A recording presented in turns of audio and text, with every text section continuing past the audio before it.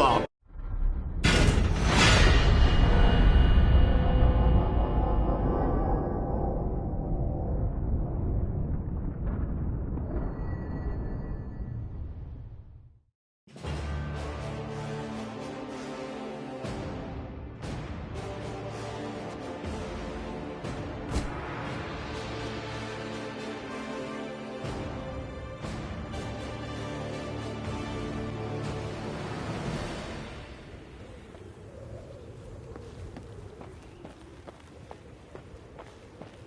A hearty Mahakam welcome to you. What an honour! Even the arbalists salute us with cocked quarrels. Oh, that well. An ounce of prevention saves a slag heap of trouble.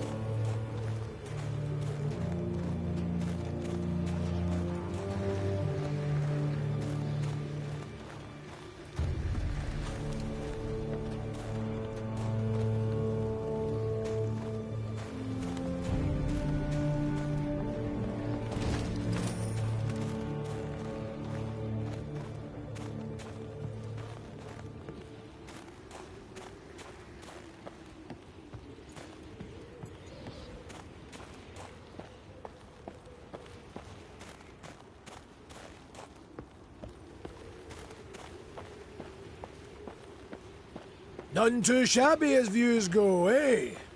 Were it not for the howling wind, I'd make a sketch.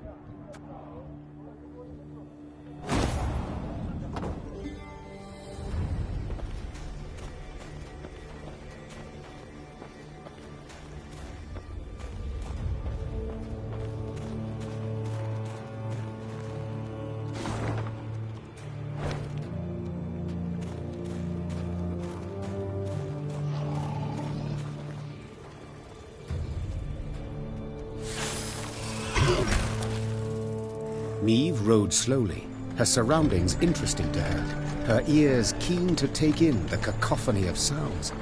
The sharp whistle of wind rushing past towering peaks, the squeak of wagon wheels rolling over frozen snow, and the roar of beasts. What the...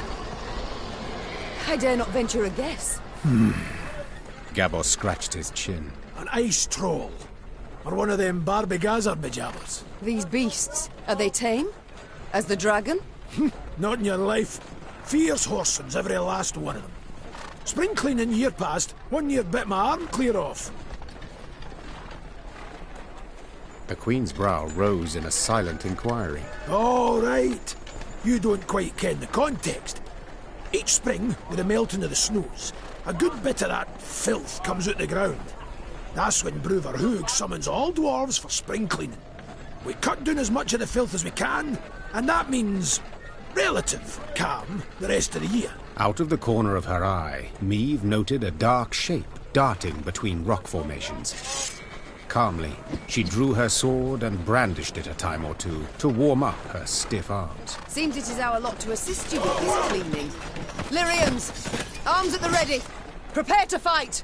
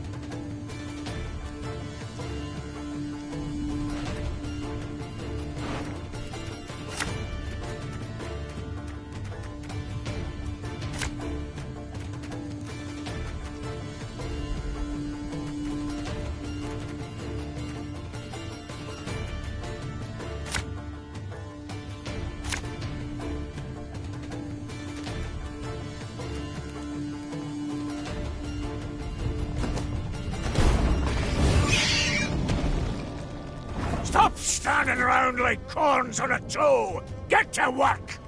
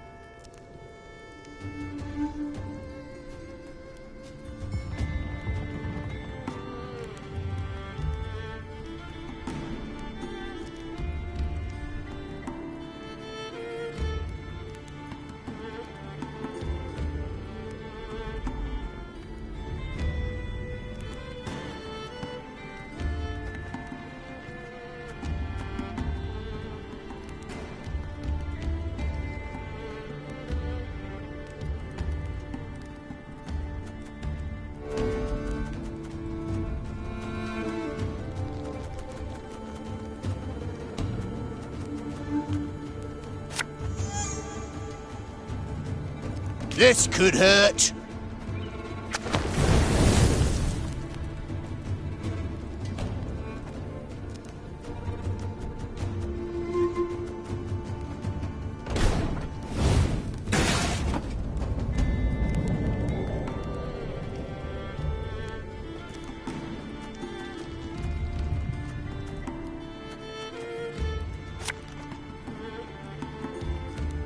Army's a waste of time for one like me. Lyria!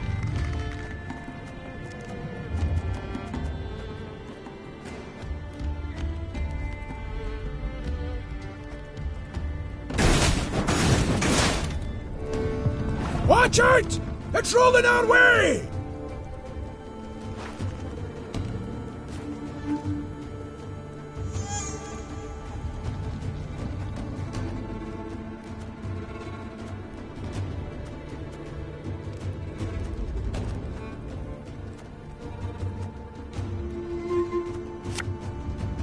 Hustle them! No other way! There's a time to reap, a time to sow, and a time to die.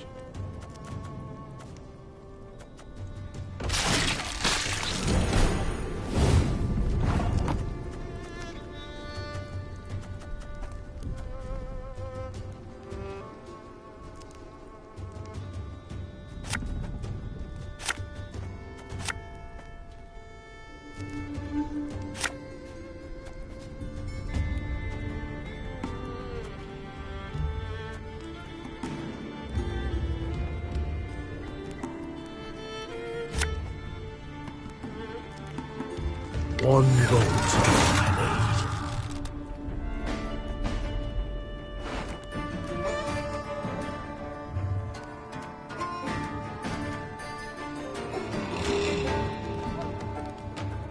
need. My pain serves a purpose.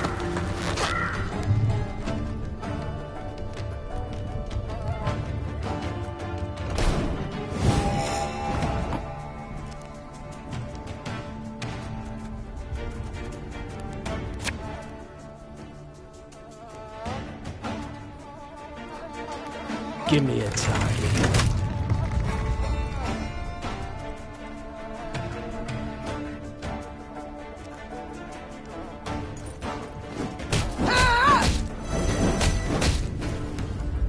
All right. You got some splaining to do.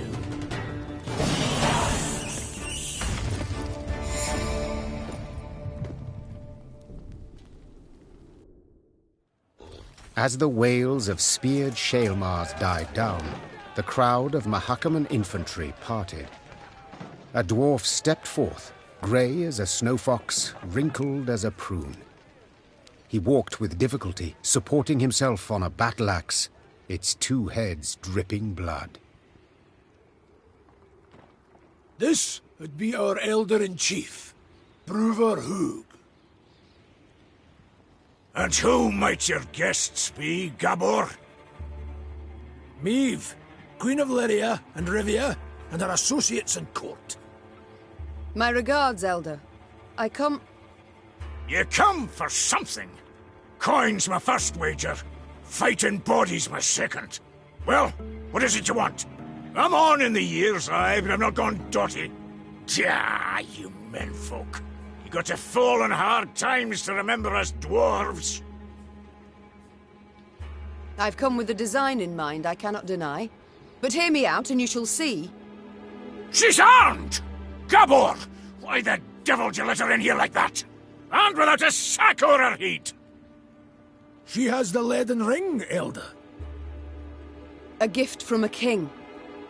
From Demavend, lassie, I ken that already. Trust a man, give him something of value, and he'll go and give it away as easy as a street whore gives away nubs. It's a good thing he didn't pawn it. Sons of humans.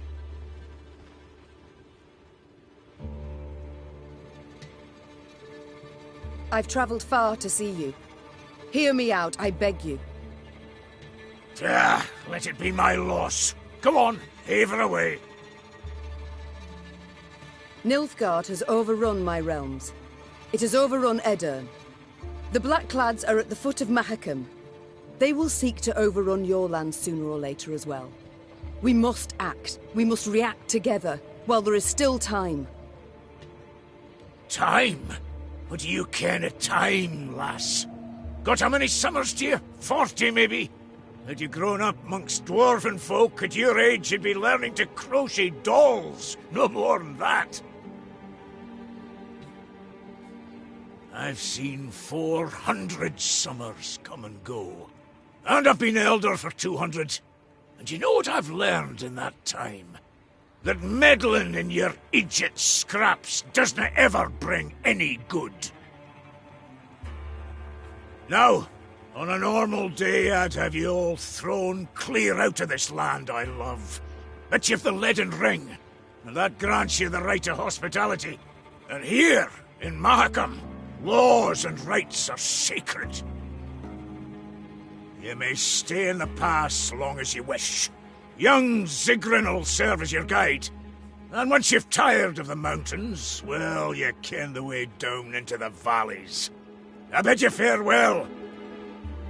My Lord Elder, with all due respect, we came to your aid. We smote the beasts with you, yet... And who the demons is this one? Count Reynard Odo. Ho ho! Odo, Lodo, Bodo! Now, you listen and listen well. We didn't ask for aid, and you know why? 'Cause I've my dignity. Not like some. Mates and wenches! Spring cleaning's done, beast culling's over. Mount Carbon beckons us home. Follow me!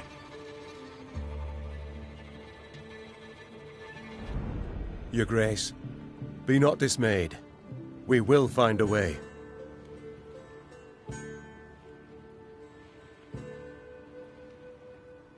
Manage we shall, true. Though damned if I know how. We have none other to whom we can turn, no other land where we can flee.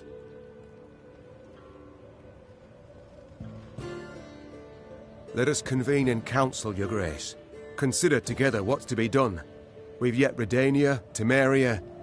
Your Grace, might I draw you aside a wee moment, for a jabber? Reynard, please excuse me. Well, what is it you want? I ken the Elder-in-Chief dinna make a good first impression. And the second? Is it To be quite frank, no. I'll try elsewise. Not all's lost, trust me. Bruver's a stubborn goat, no doubt about it. But a goat to be persuaded. And I happen to ken how.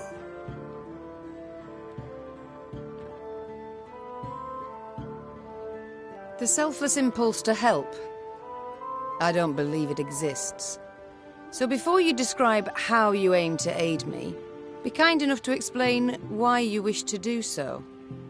Unsolicited, mind you, and clearly against your elder's wishes. A query of my own to answer yours.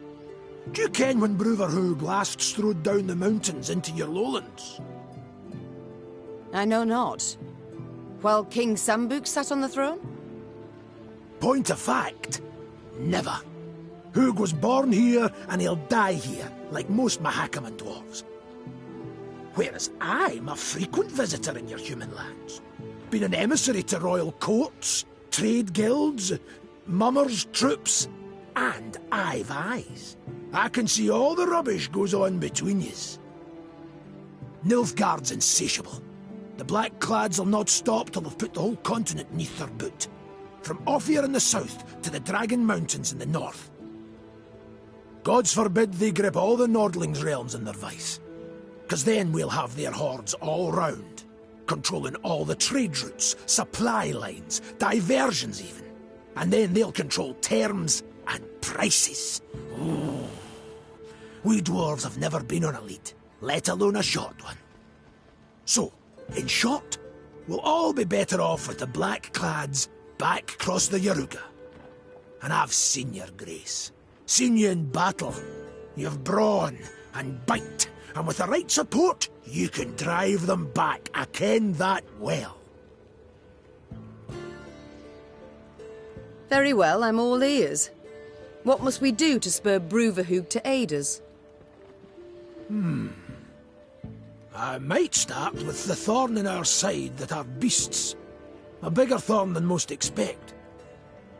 See, in our never-ending search for gold, we dug deep, too deep, and reached abysses where monsters are born, or however they come to be. Soon as it turns a bit warmer, they crawl out to feed, and there's more every year. What you saw there, the spring cleaning, that's just light yearly upkeep. It dinna go at the source of the blight. Every spring we cull enough so we can live and trade and mine normal-like. But there are corridors in the upper valleys midst the peaks, where more lie waiting to pounce. So many, there's settlements that have done been abandoned. I still fail to see how this relates to myself and Bruver.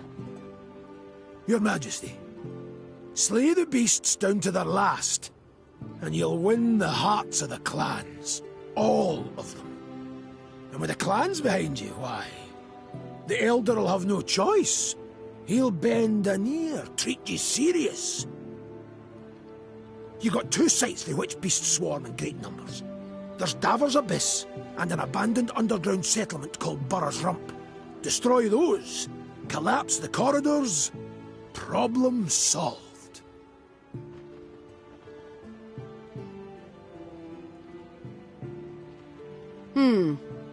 You colour the solution as simple and known.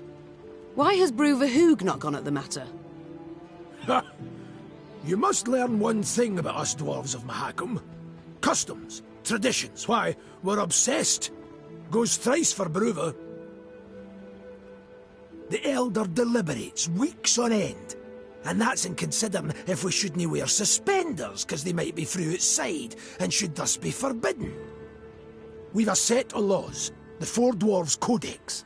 One of its tenets says, dare ye not close a corridor once oped. So, no self-respecting dwarf can nor will do it. But you're free out with. The laws dinna apply. You've a free hand in sealing the corridors from which the beasts come. Collapse them, flood them, I dinna ken, but solve the grief once and for all. And this, 'twould suffice. I believe it would. But find you other ways to win the heart of a clan or Bruver itself. Do so. Can he bring no harm? All this sounds rather toilsome, yet I do favour this to losing another moon seeking out a court where we would at first be welcomed, only later to hear another rebuke. You've my gratitude, Gabor. You've shown me a way. Very well. Let us think on these beasts. See what's to be done.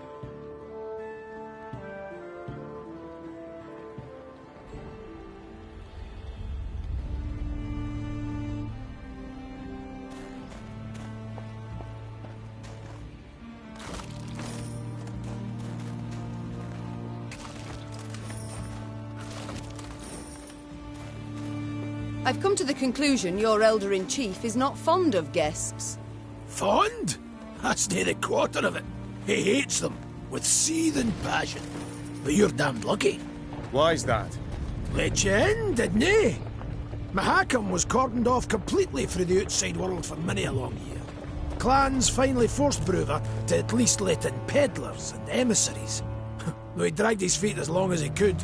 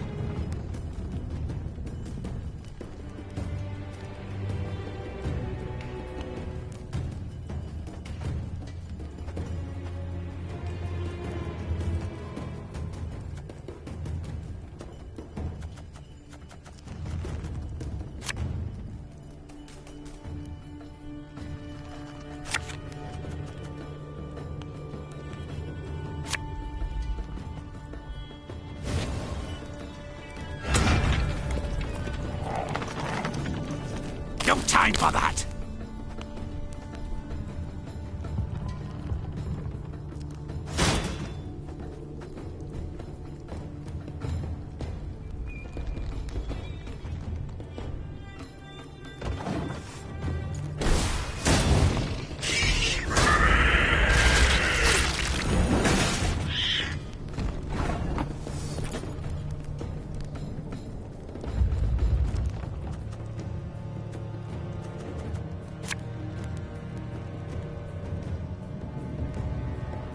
Naturally.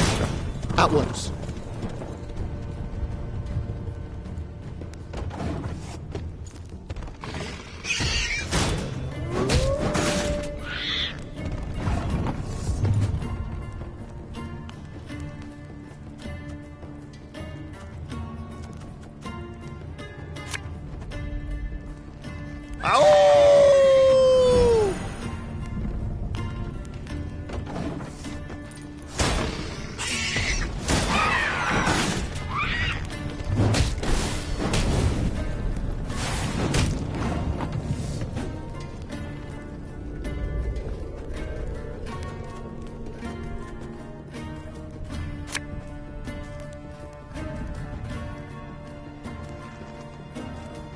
Armor won't say.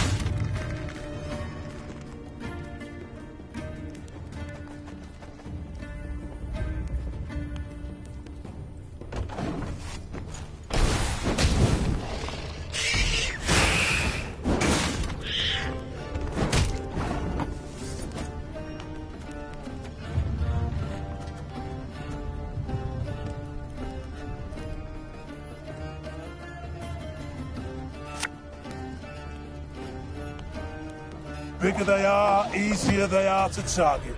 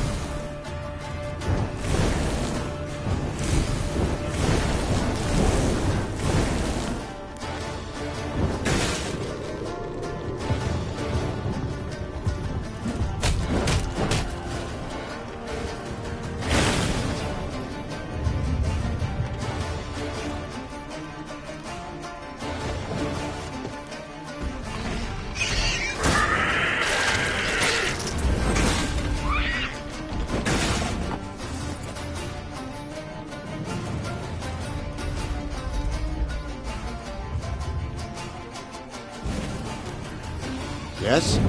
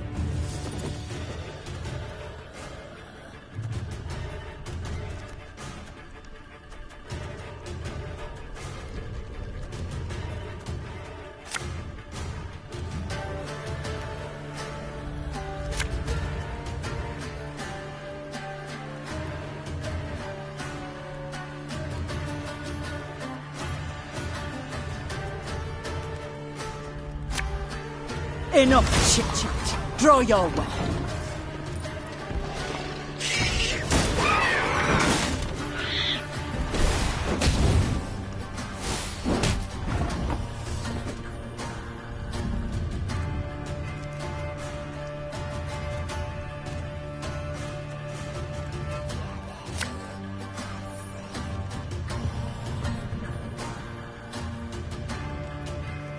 Army's a waste of time for one like me.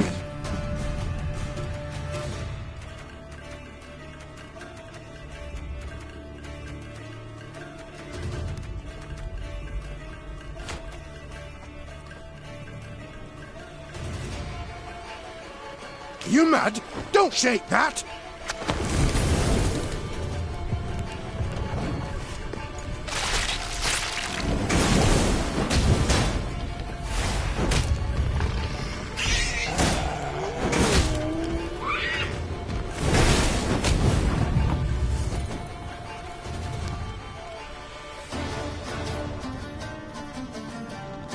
This could hurt. My pain serves a purpose.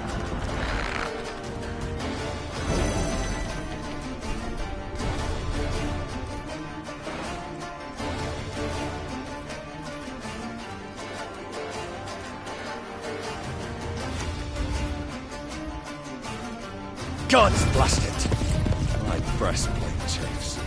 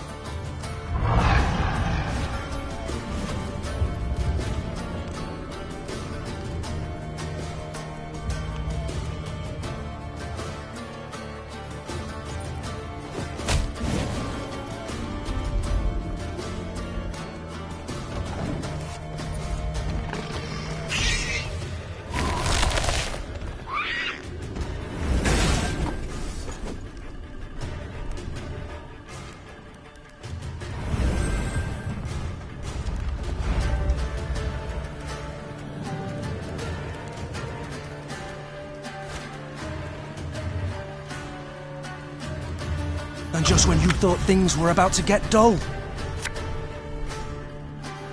Thing about slings, they hide well.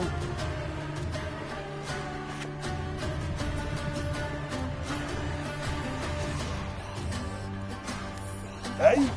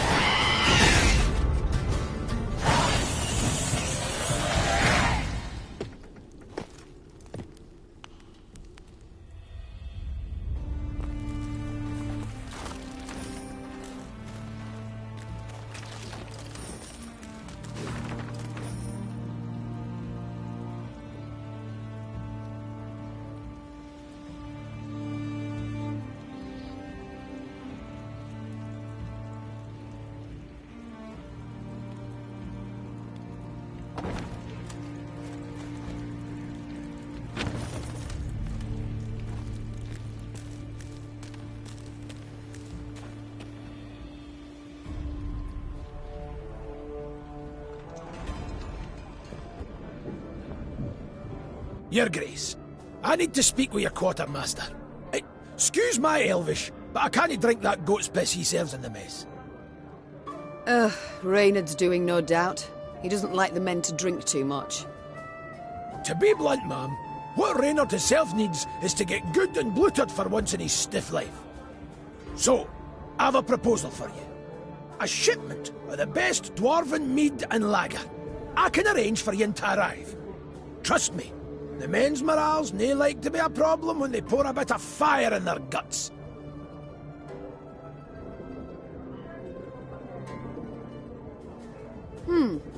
Good point. Very well.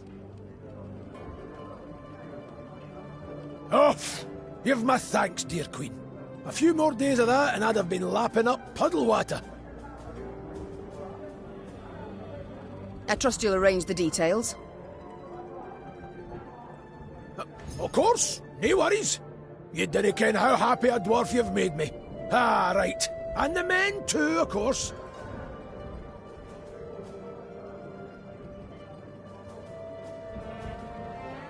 You're a Zigrin, are you not? I know the name. One of your clan slew the dragon Ockfist. Aye. You're thinking of Yarpen. Cousin of my cousin. Left Mahakam when I was but a wee snot. Decent enough dwarf, but never could conform to our basic tenets and laws. Though, admittedly, we've so damned many it's hard to keep them from leaking out your ears. Is it that bad? I'll put it this way. Among human folk, you cannae steal, brawl, murder. All the basics. In Mahakam, we've got laws about how to braid our beards. But I'm no one to complain. The Zilgrins are well-to-do, one of the richer clans. Got more than enough goods to suit our needs, though we've got some bads as well. What do you mean? Bah! Nae worth your time. I didn't mean to bother you. Sides, best to jabber of such things over a cold pint. Oh. Your elder. I'd like to know more. Do tell me about him, please. I'll skip the obvious, as you've already had the pleasure of meeting the old crank. All in all, though, he's nae as scary as some say. Been keeping the clans in check for some 2 centuries now. Which is nae a small feat, I might add, no. No conflicts between them all this time. Are you certain? Ha! Ha! I can't tell if you're jesting. At each other's throats each day they are. Breckenrigs despise the Chives. Dalbergs would scratch out the Hoog's eyes given half the chance. As for us, we hate them arse-licking fuchses. But Brewer's got his ways, keeps each yin in line. If not for him, Mahakam would have fallen to bits ages past. Why? Round 150 years ago, when the elves were fighting that hopeless war against your folk, the Elder-in-Chief ordered the pass to Mahakam sealed tight. If it weren't for that, we'd have ended up like the pointy ears. As it was, we waited for the shite storm to abate. Didn't open the pass and stretch your legs again till it were safe. Yes, I remember. The manufacturers in Rivia have yet to recover. With all due respect, Your Grace, your workshops forge utter crap. It's nae our fault that human folk prefer dwarven goods. Basic market principles, that's all it is. I feel enlightened, Gabor. Thank you. We shall return to this conversation later. No skin off my back. We seen each other, Your Grace. Yes, milady? You choose not to follow your king, Xavier. Why? To fight in the field, with you. This was my wish, my lady. But what of your home? Rosberg must be rebuilt. Engineers are needed. I've no kin in Rosberg. No soul left for me there. All I've left is revenge. I understand. You've long served in King Demoven's army, haven't you? Yes, Your Grace. Why enlist at all? What? The king needed engineers. I answered the call. Not terribly talkative, are you? I can build any bridge, any ballista, but to talk, well, it hurts to talk. I see. Well, do not worry. I prefer deeds to words, in myself and others. Other matters await my attention. We shall speak later. As you wish, my lady. Yes?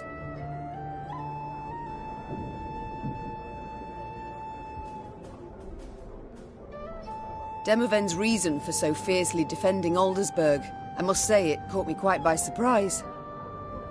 Not me. King went to that brothel every time he stopped at Aldersburg, which was oft. He made sure of that. I told him he'd sting a girl with his serpent one day, but he wouldn't listen. My, I see Demoven couldn't keep anything secret from you. Didn't have a choice, really. When Edurn was not at war, I served as his bodyguard, followed him everywhere, and saw everything. My king enjoys life, enjoys pleasures, and indulges often, but none of this has hindered his ability to govern the realm bloody well. Rayla, might I ask you a personal question? Certainly, ma'am, but I can't guarantee I'll answer. You see, Nilfgaard marched into my land, invaded, stole my crown, slaughtered my folk, and top yet, the hatred I hold for them's a mere shadow of the passion that grips you. You lust for the blood of every last Scoia'tael. Haven't heard a question yet, Your Grace. What did they do to you, Rayla? What happened to make you who you are? Elves and humans, they can interbreed, but you must know that. My mother was an elf, making me half of one. We lived in a hamlet, and all around us knew. The other children would bully me, beat me, spit in my face. No, why? Because they feared the Scoia'tael. But powerless, fully aware they could not defend themselves, they took their fear and shame out on me. The Scoia'tael sow hatred and terror between the races, and that will not change. It will not disappear, as long as their bloody rebellion continues.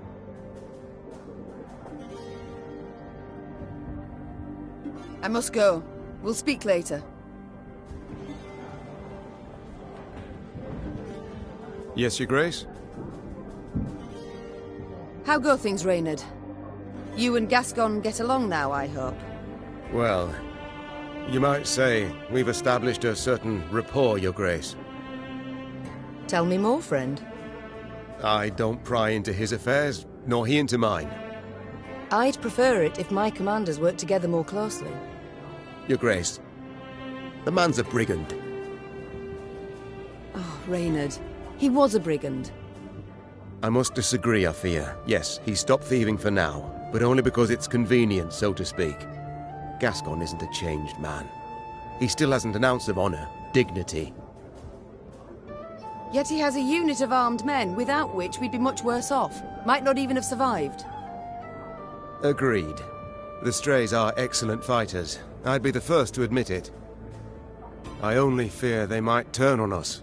Leap at our throats when we least expect it. It's time I attended to other matters.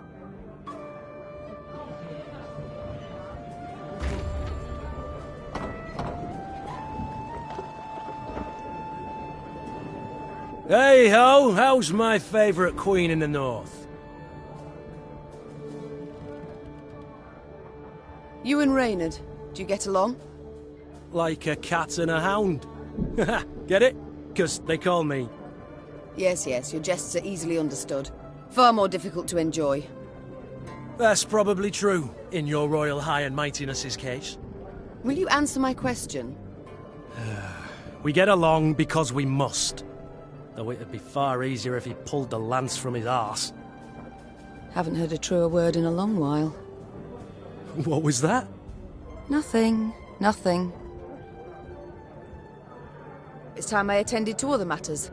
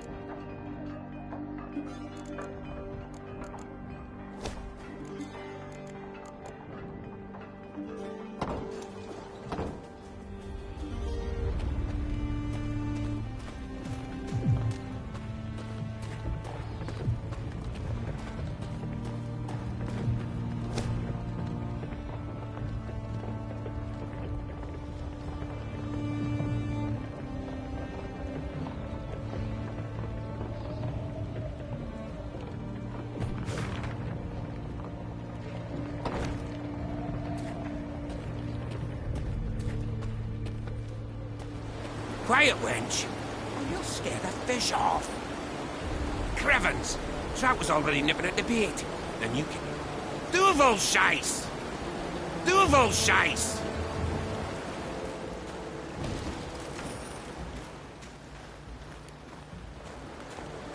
Duvel Scheiss!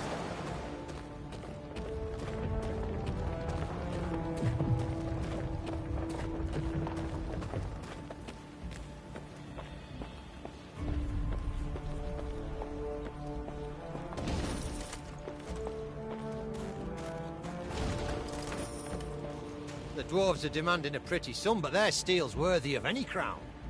No offense meant, but Rivian blades don't hold a candle to their Mahakaman cousins. Their elders just a tad... eccentric. The dwarves are demanding a pretty sum, but their steel's worthy of any crown.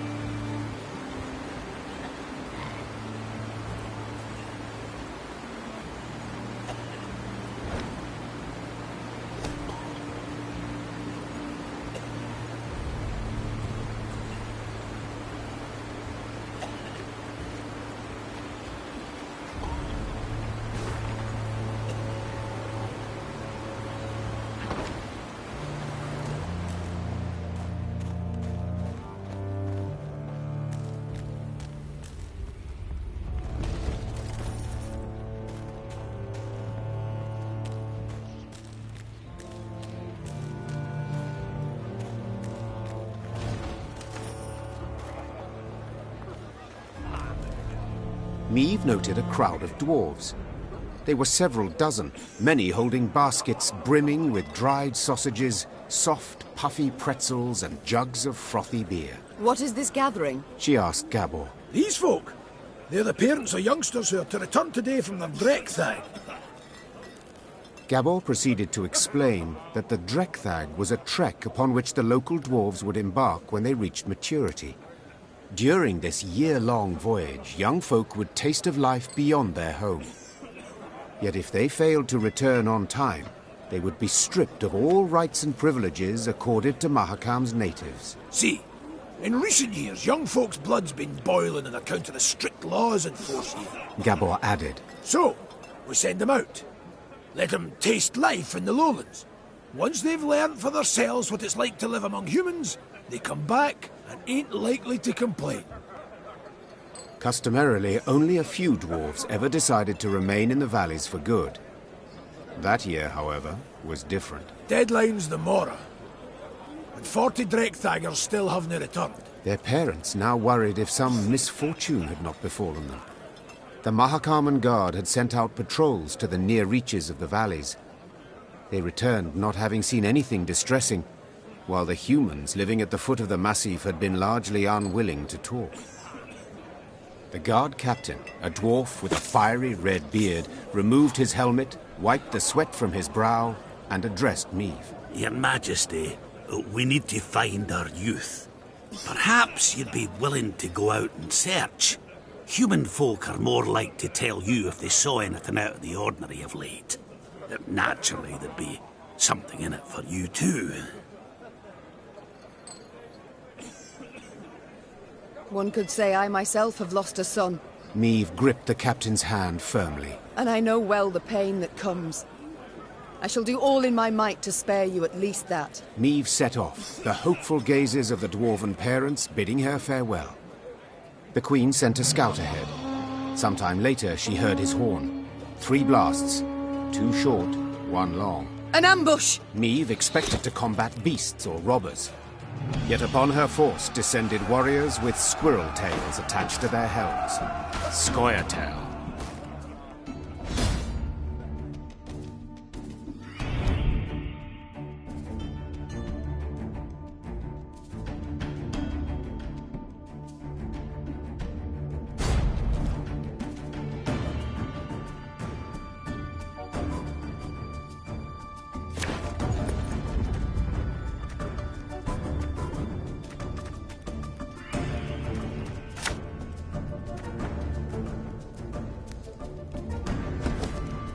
Scoia'tael!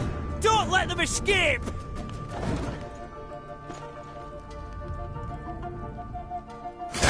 They used to tire my tongue about that.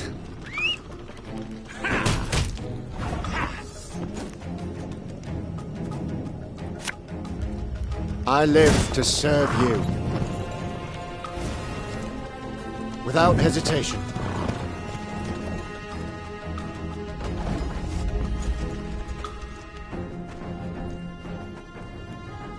None shall tread on us! The Scoia'tael are a plague. They blight all they touch.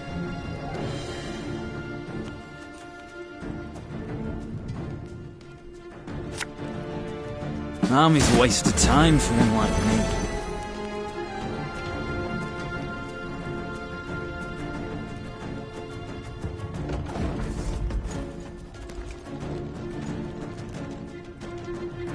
Only death here could one.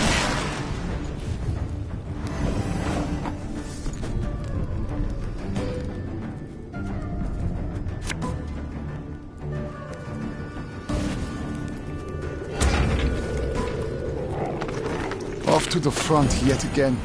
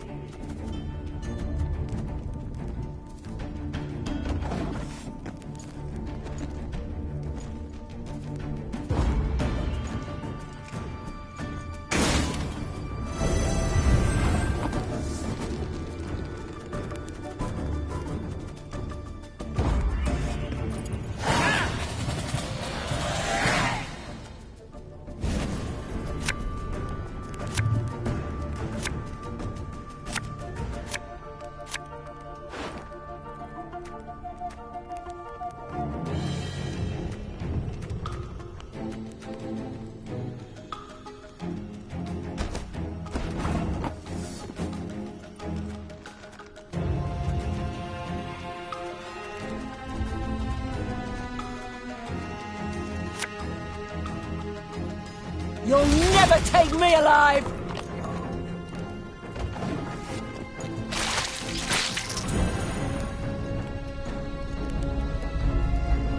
You shall taste of your own medicine.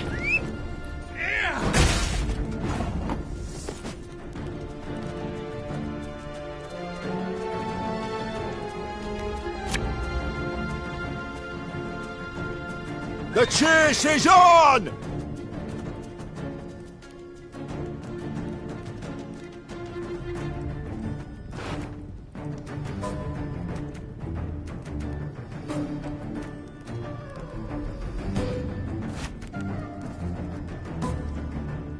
This could hurt.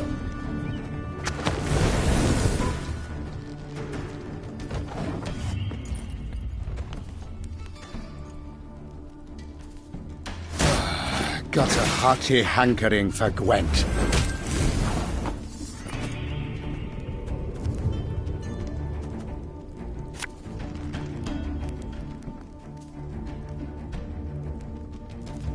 Fear not!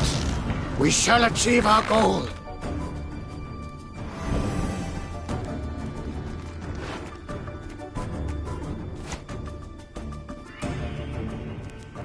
I'm a wrong say.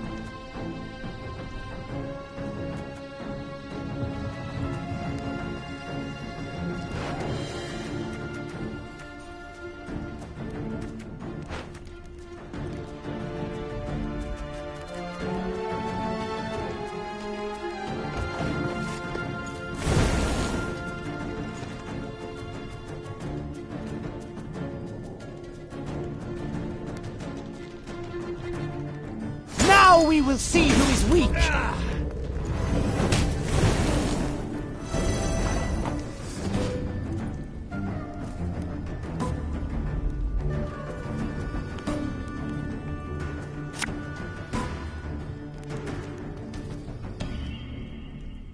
Watch your heads!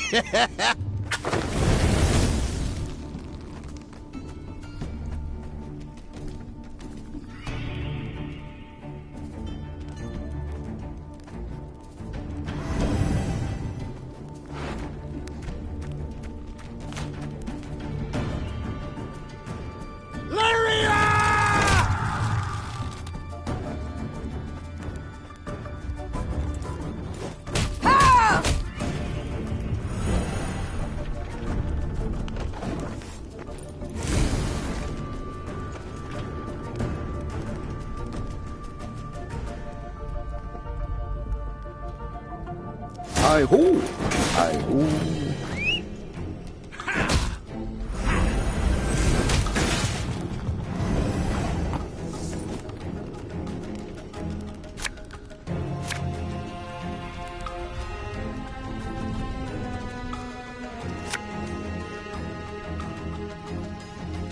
One boat made.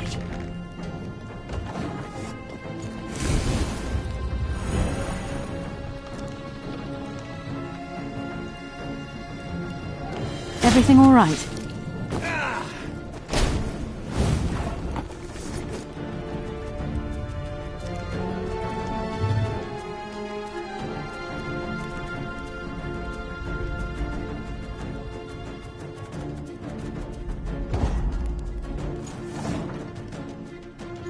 We ought to help one or the other. Now we must stick together.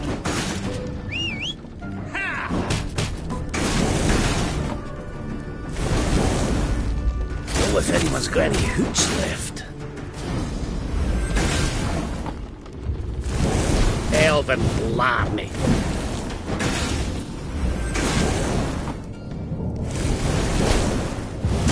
Teil! Attack!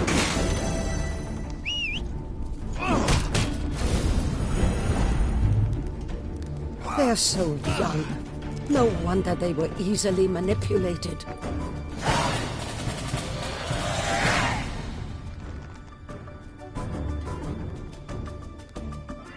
As soon as the battle had come to an end, the prisoners were brought before the Queen. All, without exception, were dwarves, and all looked to be youthful dwarves. Mystery solved, muttered Meve. In fact, these were the missing Drekthagers. Instead of returning home, they had enlisted with guerrillas fighting for non-human rights. But what had prompted so drastic a decision? I was impatient. Wanted badly to turn 50. I couldn't wait to see human cities. Vitsima, Tretogor, Novigrad. Said one of the dwarven prisoners while pressing a bandage to a bleeding wound. And you know the welcome that awaited me there. I was spit upon and called names. I saw ghettos, massacres. And how was I to go back to the mines after that? We must fight while we still can. Before the humans come to cut us down, we must tell the rest of ours the same. Pull all Mahakam into the fight. Meve's soldiers stood waiting for her to protest, to accuse the dwarf of lying. But the Queen could not pretend she did not understand why the dwarf had taken up arms. Without entering into a discussion, she ordered the prisoners taken to be tried and judged by their kin and elders. Along her way, Meve heard cries. She rushed to see what the ruckus was about. Upon seeing Black Rayla spattered with blood, she expected the worst. Reynard could only confirm the Queen's fears. She entered the wagon unnoticed. The wagon carrying the prisoners. She then cut their throats, one by one. 40 dwarves. Alone. They were shackled. They could not defend themselves. Rayla had nothing to say in her defense. In point of fact, she exuded pride. Mahakam had been free of Scoia'tael, till now. We'd have done all a questionable favour by bringing back a wagon full of enraged youth wearing squirrel tails. They'd have posed as martyrs for a just cause. They'd have shown off their scars and persuaded the clans to make war on humans. All that deserved to be nipped in the bud. Meve could see the blood rushing to Reynard's head. When he finally spoke, it was clear he was holding the reins of his emotions, preventing himself from exploding with some difficulty. Your Grace, we must banish her, drive her off. This was in no way ordinary insubordination. This was a grave crime. Your Majesty, you know I rarely meddle in your affairs. Said Isbel. Yet for this, I cannot remain silent. This woman must go.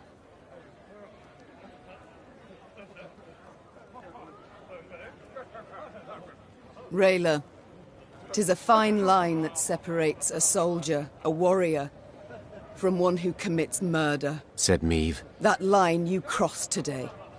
You are to leave my ranks immediately. And never do I wish to see you again. Rayla said nothing. She merely bowed in an excessively courtly manner, then moved off down the slope. Yet even once she disappeared, a clear red trail remained in the snow where she had passed. A trail of dwarven blood that had dripped from her armor. The Lyrians remained silent throughout their return. Upon spying their downcast eyes and somber means, the dwarves awaiting the return of their offspring dispersed to their homes, leaving baskets full of treats in the snow. No one asked any questions of Meve. Luckily so, as the Queen would not have known how to answer. Didn't he find nothing? Not a trace. What could have happened?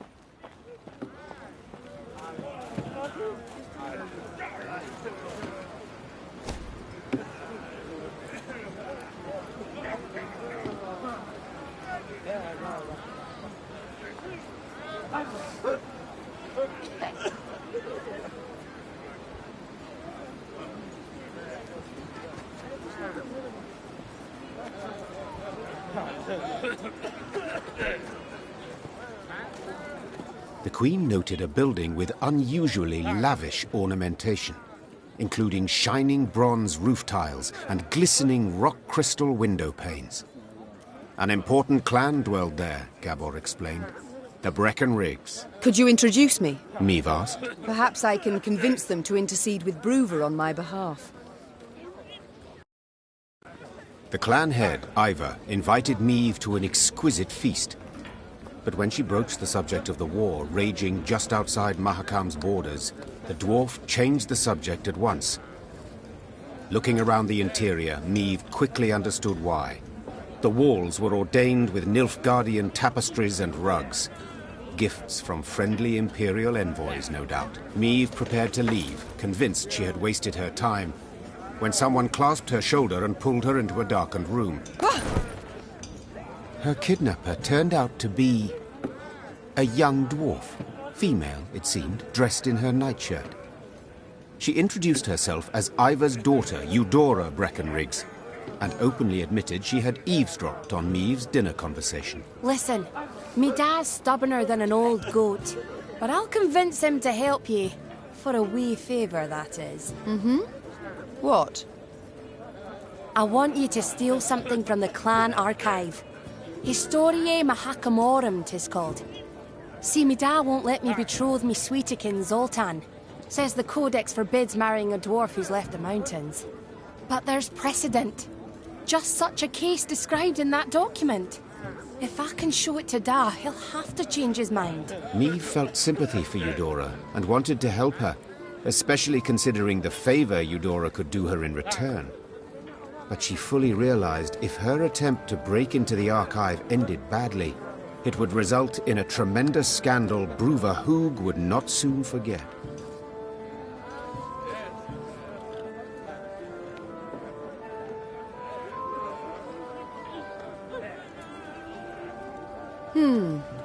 The pot's worth the play, I believe. Fine.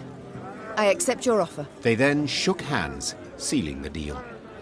Meve had to bite her tongue to stop from crying out, for the young she-dwarf had the grip of a brawny blacksmith. Meve returned to her company, and, massaging her sore hand, presented Eudora's offer.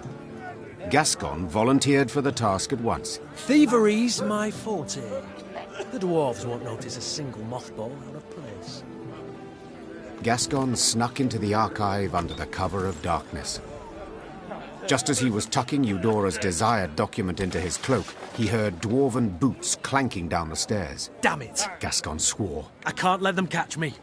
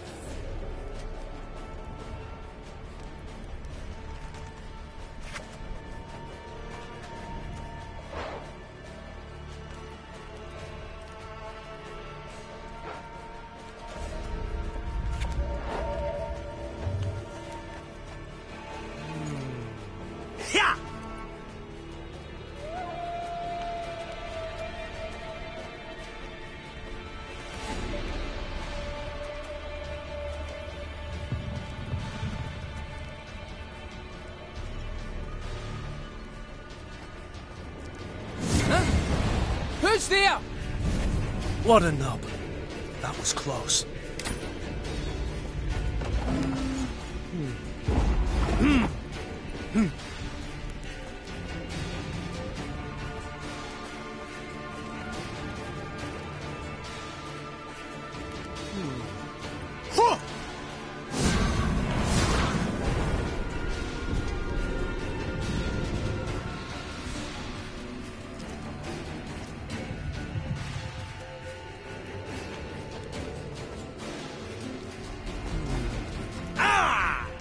Stop! Who's there?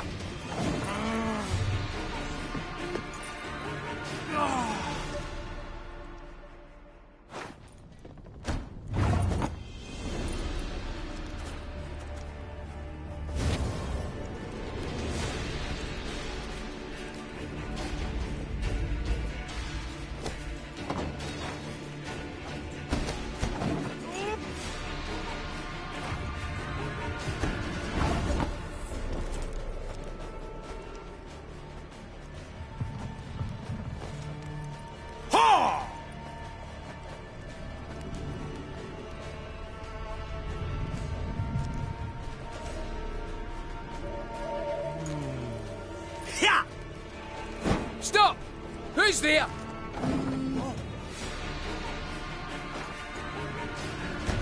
Ah!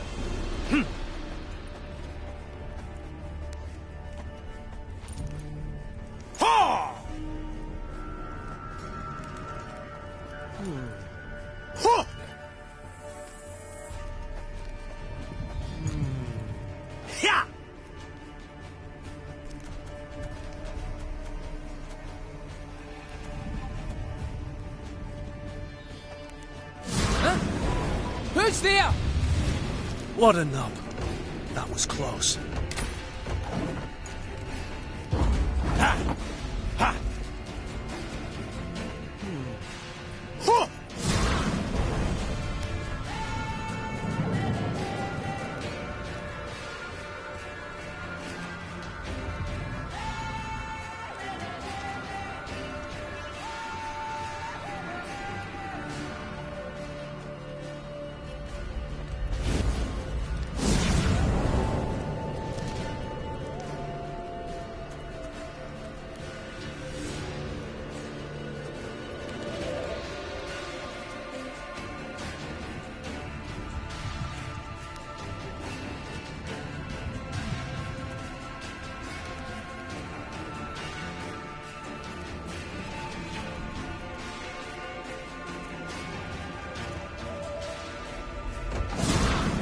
Piece of cake. Stop! Who's there?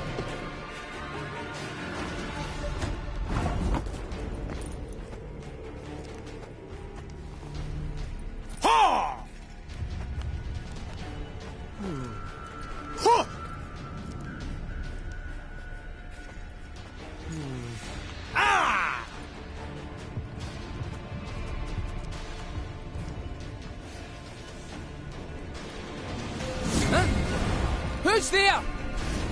What a nub. That was close.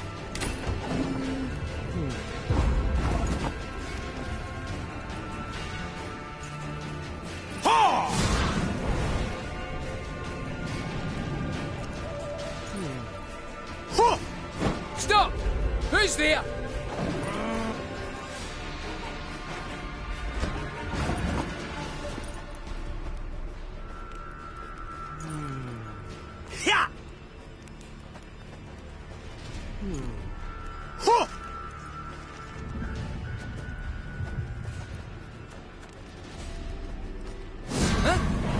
Who's there? What a nub. That was close.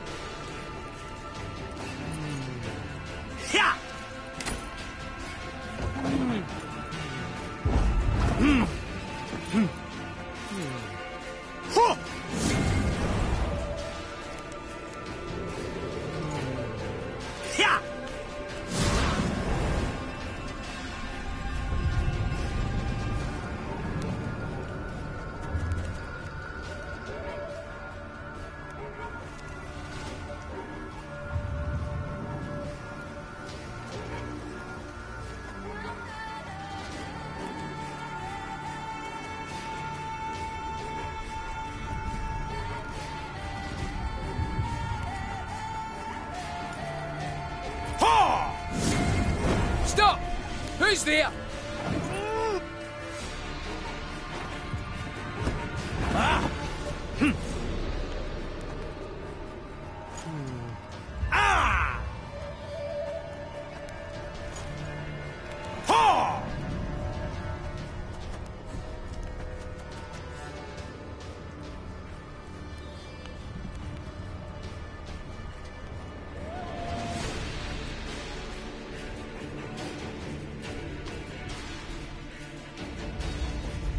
Huh?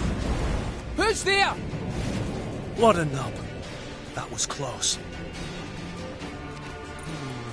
Ah!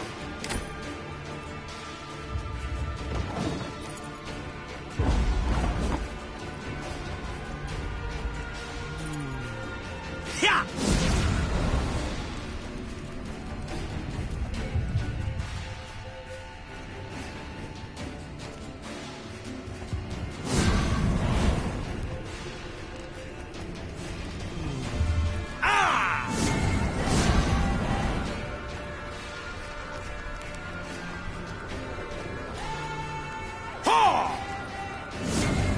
Stop! Who's there?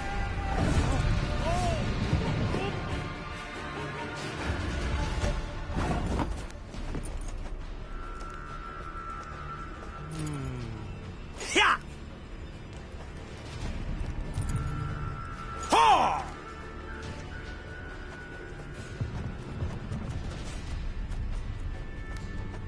Huh?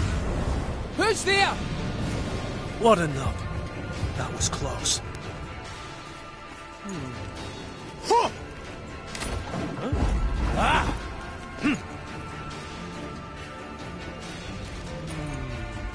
Yeah!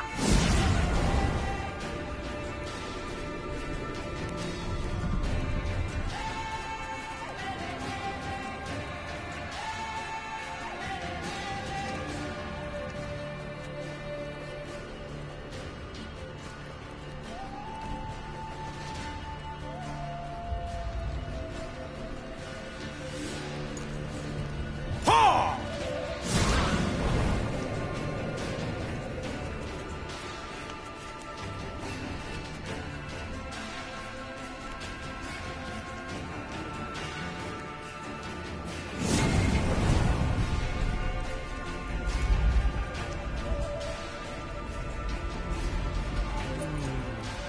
Yeah!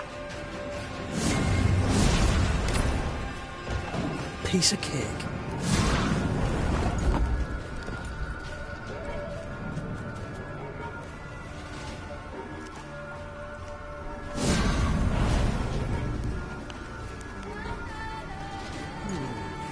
Huh!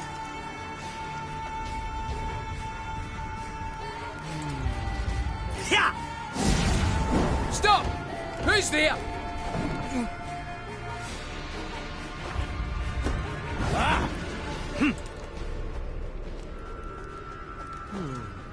Huh!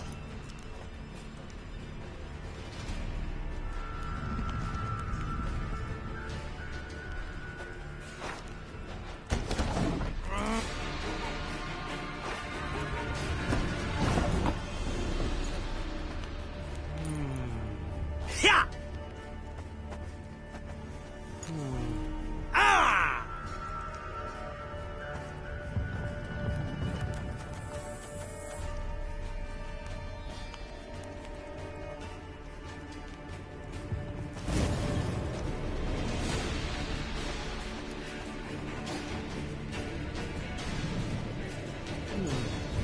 Huh!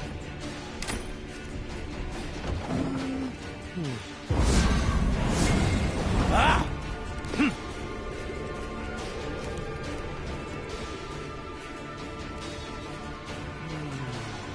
Yeah!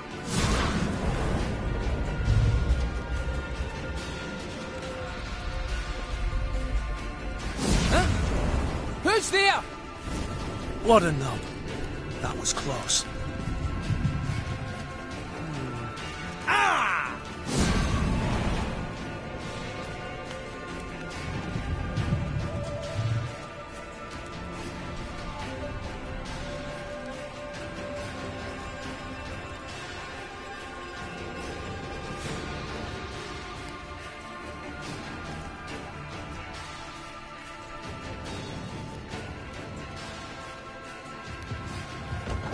Piece of cake.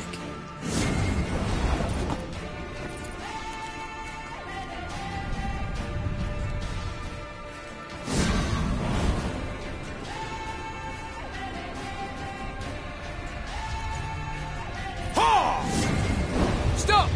Who's there?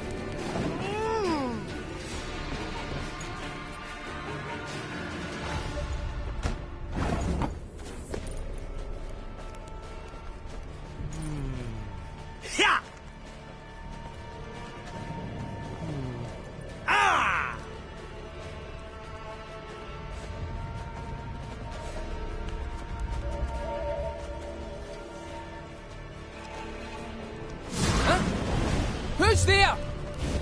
What a nub. That was close.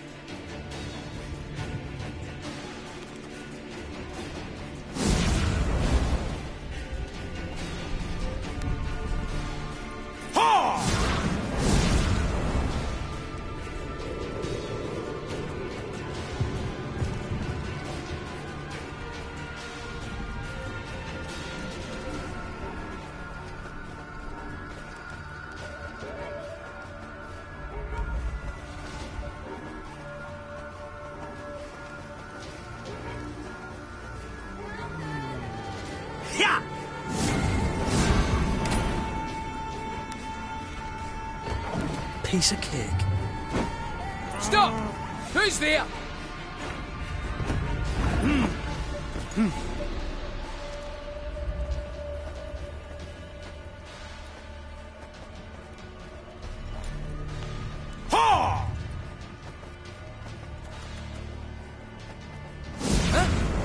Who's there? What a nub. That was close.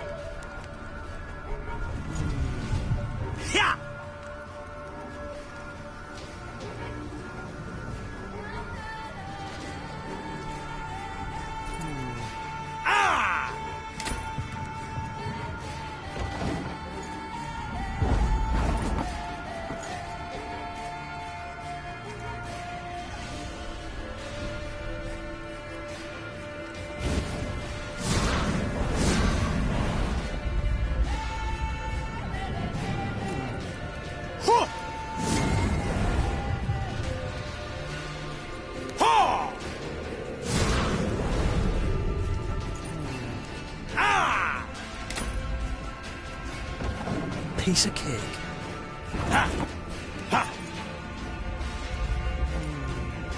Yeah!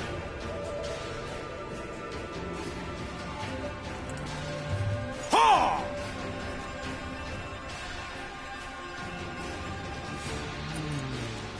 Yeah!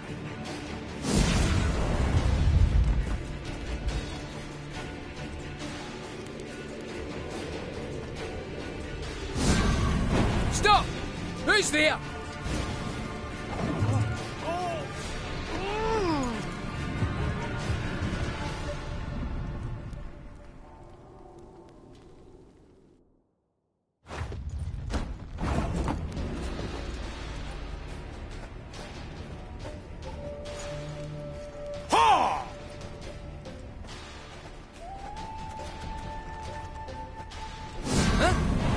Who's there? What a nub. That was close. Ha! Ha! Huh? Who's there? What a nub. That was close. Huh!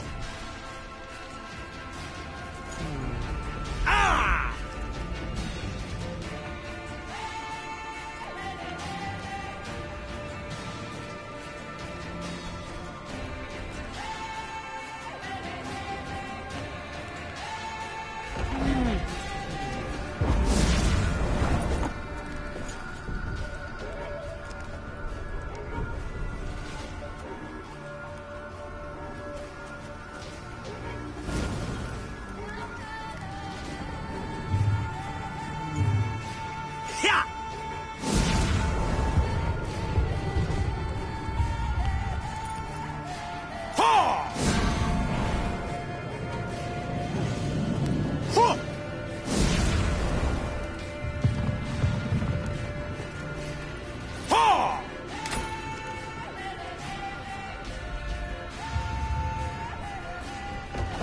Piece of cake.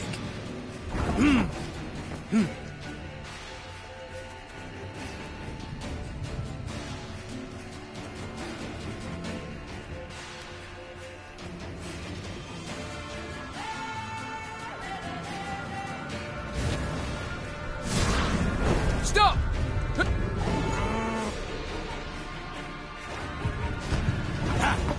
Huh?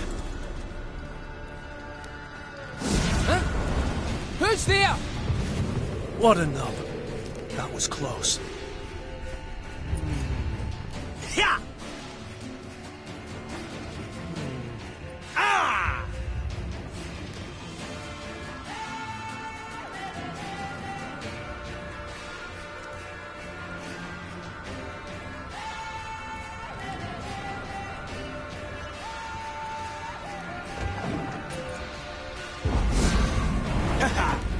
Yeah.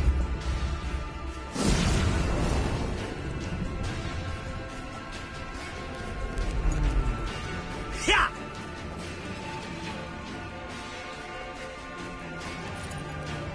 Ho! Ah! Yeah. Piece of cake.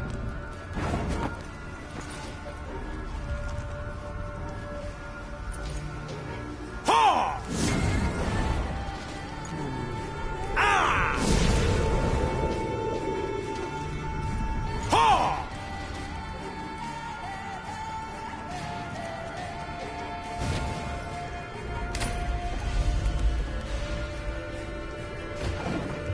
Just a bit more. Ah! Easy as pie.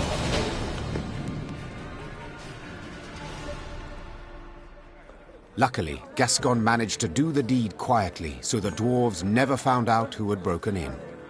As agreed, Meve handed Eudora the stolen document. Ha! The dwarf shouted, raising the parchment in a triumphant gesture. Da can't do nothing to stop her making vows now.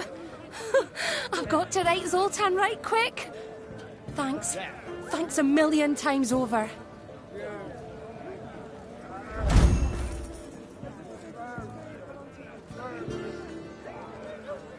And Eudora did her part too. Soon after, the Queen learned there'd been a gathering of the clans, and Ivor had indeed spoken on her behalf. She could only hope the elder Breckenriggs had swayed Bruver Hoog as well.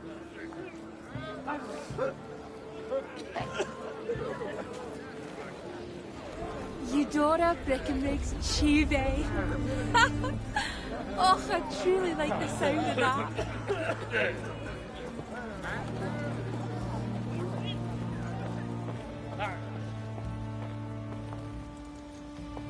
You can count on us, Queenie. Ivor'll be a wall at your back, stout and strong. You're no cold without a beard. What are you poking me for? Ah, scrounging for coin, no doubt. Righty then, take this pouch and kindly get off my arse. Bonny homes, eh? Just slightly different from those straw-covered cludges of yours. Ah, you thundering dope! I told you to hold your horses or you'll shake the hitch loose. Oh, now you're a bleeding expert, are you? You overloaded the damn cart, that's why it's busted. A wagon lay strewn across the middle of the road.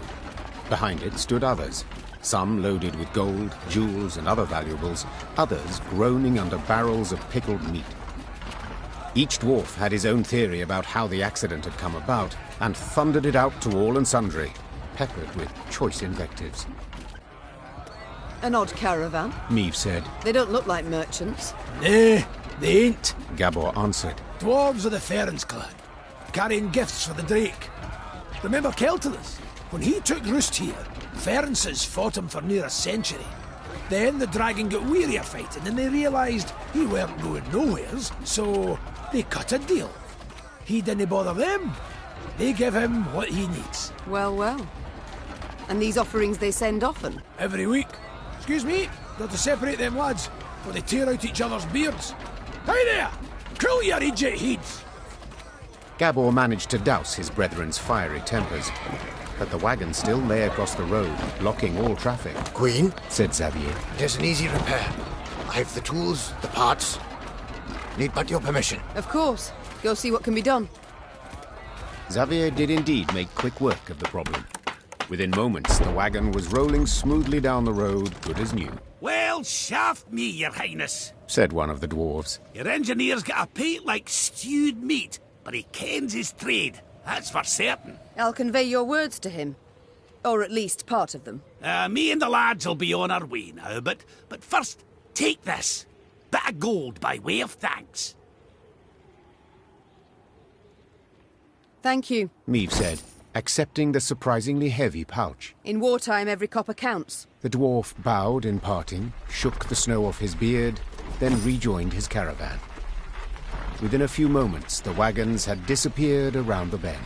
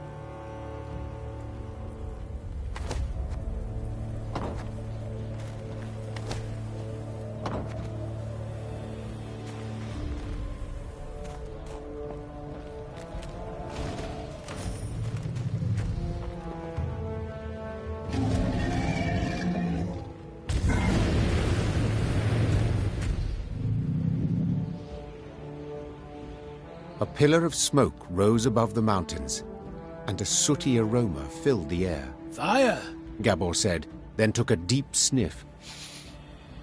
Perhaps a bolt struck some barren trees? No, Meave said curtly. I know that scent too well. All Edirn reeked of it. It's the smell of burning homes. The Lyrians quickened their gait. Soon they saw a town fully aflame, and a roaring, furious dragon above it. That's your Keltimus? Gascon asked, shielding his eyes from the sharp glare emanating from the city. You were right. Perfectly harmless. Dinna ken what's got his knickers in a bunch, the dwarf said, grabbing his axe from his belt. Queen, we got to make haste to the rescue. Smother your fears, Sir Dwarf, Ape proclaimed. Without waiting for Mea's reply, he dropped his lance and galloped headlong towards the burning city. Follow me! Slay the Viper! Reynard! Meave called out. Have our men wet their cloaks for a modicum of fire protection. We move as soon as they're done. If we don't make haste, Ache will be reduced to smouldering plate. Your Grace, they are but common soldiers. To fight a dragon. I know, but we must help them, or at least try. While Reynard went to pass on the order, Meave turned to Gabor. This dragon, has it any weakness? Fear not, said the sombre dwarf. Except a fondness for raw meat. Meave nodded and swallowed dryly. Despite the cold, she felt sweat pour down her scalp. Stifling her fear, Meave gave the order to attack, and her soldiers rode into the flaming city. From up close, Keltilis looked even more terrifying. Though enormous, he moved with shocking agility, like a lizard scurrying over sand. With one swing of his paw, he snapped the necks of 3 dwarves, then bisected a 4th with a powerful bite. After that, turned his attention to the Lyrians. More of you! He said, twisting his bloody maw into a horrifying smile. God!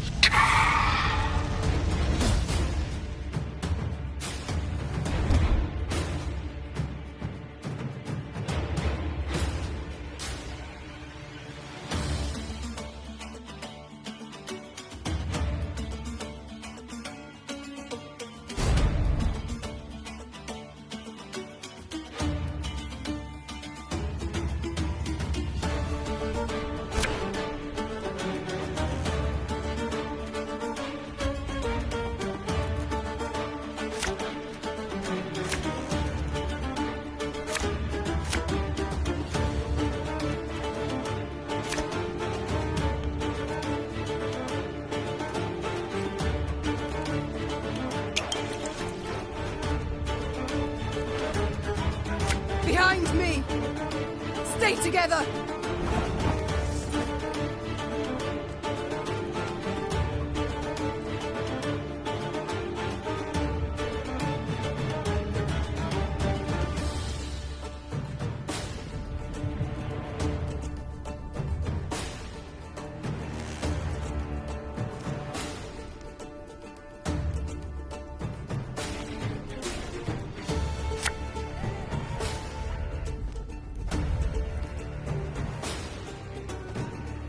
For you, pal! Anything!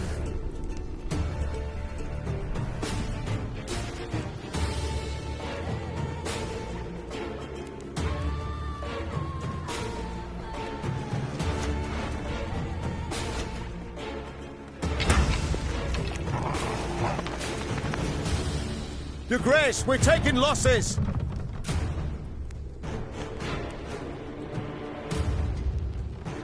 I'm aboard, sir.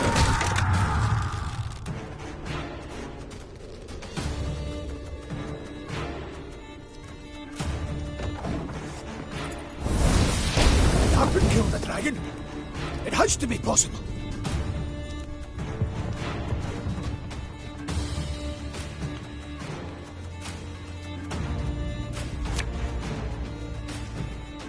This could hurt.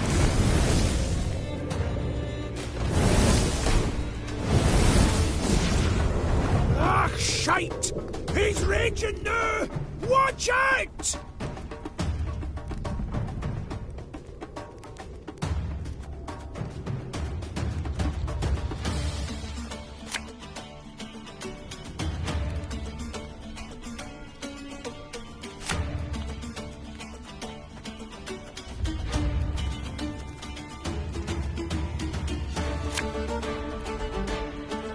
Left, right, left, right.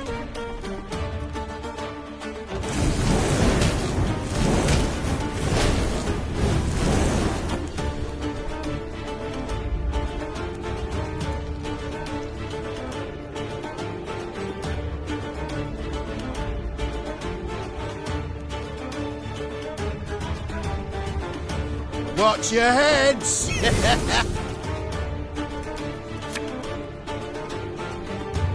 Fear not. We shall achieve our goal.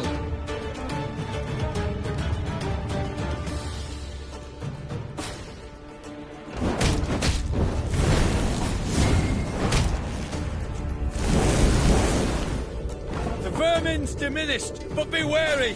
Each blow it answers still with wrath and fury.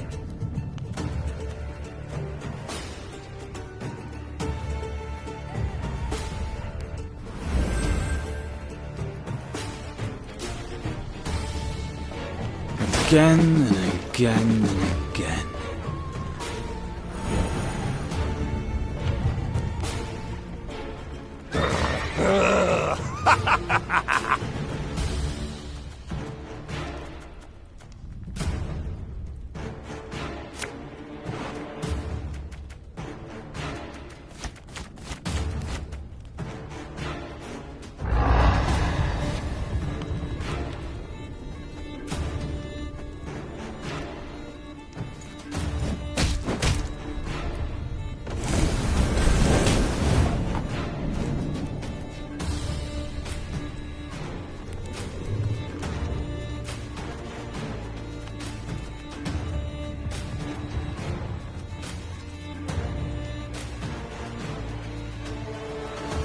Discipline shall bring us victory!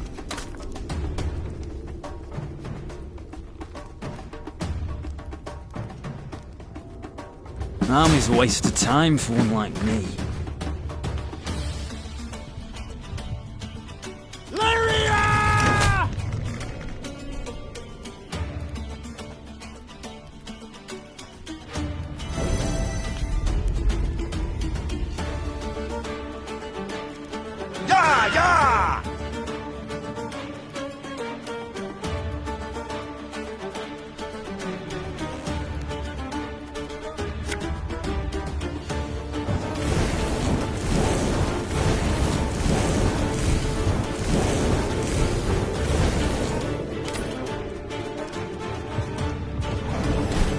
The Grace, he's vulnerable! We must strike now!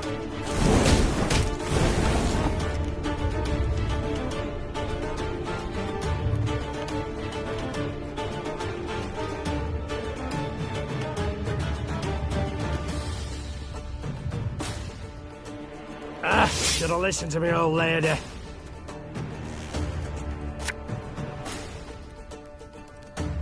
Cursed traitors.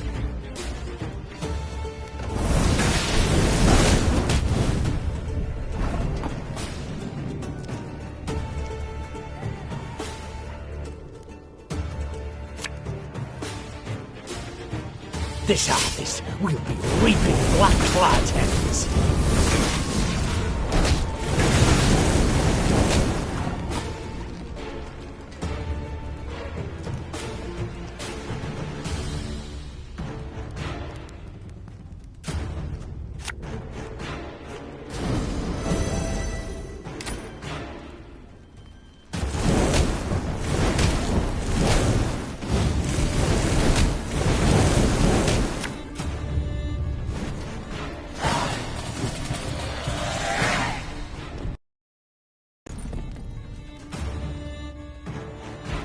That day, many Lyrians perished, either to the dragon's all-consuming fire or to its flesh-rending claws. Yet their sacrifice was not in vain. Together with the dwarves, they were able to grievously wound Celtulis, forcing him to flee. The howls of the wounded monster rang throughout the valley. That's right, howl, you scurvy snake! Shouldn't they ever attacked us, eh? Damn fuel lizard! Meave, that's Vavrenik, elder of the town and all the Ferences. My regards and condolences. Eh, tain't so bad. If nae for ye, wouldn't there be a stone left unrubbled? To be honest, when I caught wind some human queen come to Mahakam looking for aid, I said a crocus would sprout twixt my cheeks afore I'd vote aye on that. Gonna be a fear to look in my breeches after, but changed my mind. After what I saw today, what ye did for us, you've the support and undying gratitude of all Ferences. Thank you. Faced with a Nilfgaardian peril, that means a great deal. Forgive me for interrupting this tear-tugging scene of interracial reconciliation, but I can't hold back no longer. Vavrenik! Double shice! What happened? Why'd Celtulis attack? I ken as much as ye, meaning squat diddly. Just flew up, started spewing flames, half the town lit up in a flash. Sheepshank! 300 years I've been a good neighbour. What's done's done. Got to think about the future. The Drake's just taking a breather. Gotta finish him off for he's regained form. Meaning we haven't much time. He heals like an alchemist's pup. And the nearest guards are miles away. He'll be up flying again before they get here. Aye, that's what I thought. Perhaps, your grace, you'd, What? Jest you must. I ken you're tired frae the fight, dinna want to risk casualties, etc. But remember, the beast's sleeping on a bed of gold and rubies. All belonging by right to Brother, of course.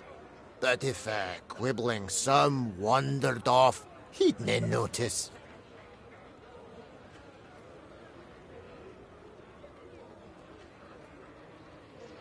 I admit that does alter my calculations. Besides, the dragon was badly wounded. Putting it featherly, blood poured out of him like a leaky bladder. Just needs a coup de grace. Fine. I'll do the deed. Ken you'd see the light. Oi, Vavrenek. This lady's gonna make your rump a regular crocus garden. Aye. Queen's doing us a great service. One that'll profit us both. So, where is Keltulus's lair? North through here. It's a vast cavern. Ye canna miss it. Meve bid farewell to Vavrenek and set out on her way. Did her way lead to the dragon's lair, you ask? Shh. Let's not spoil the surprise.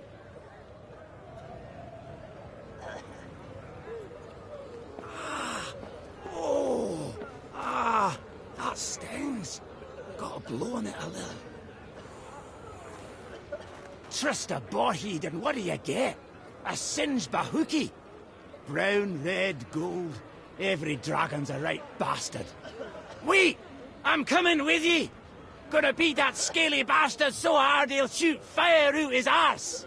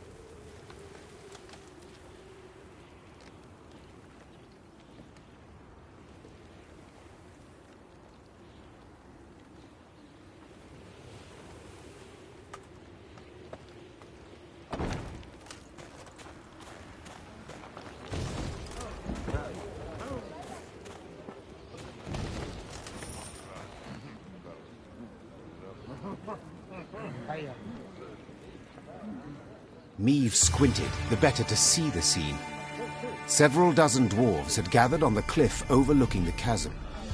All were turned towards a ramp, at the peak of which stood a barrel. What is that gathering about? Asked the Queen. Have we a feast day? Nay, answered Gabor grimly. 'Tis an execution. A hairy head peeked out of the barrel. The long, pointy nose and ears left no doubt that it belonged to a gnome. The first Meve had ever seen in her life. Help! Save me! The gnome yelled. They aim to kill me! Cast me in the chasm! Shut your maw! Barked the dwarf standing next to him, who then shoved the gnome inside the barrel and covered it with a lid. Your crimes! The sheer weight of it, hey? No lighter punishment is fitting. The other gathered dwarves nodded approvingly.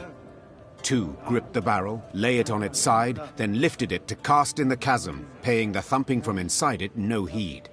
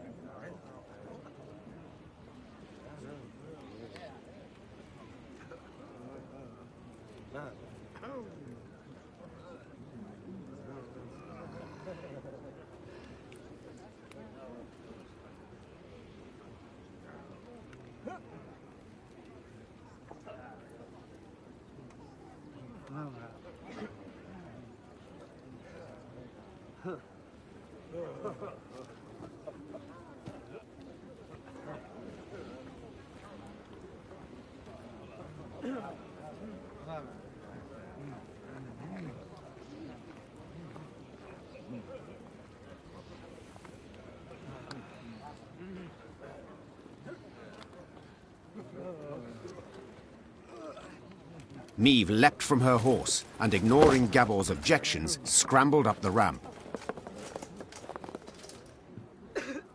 Oi! You're not allowed! Hey, damn it! What do you think you're doing?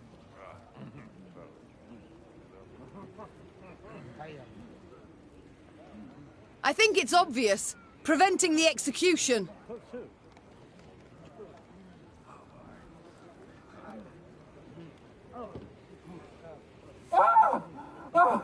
Thanks be to the gods!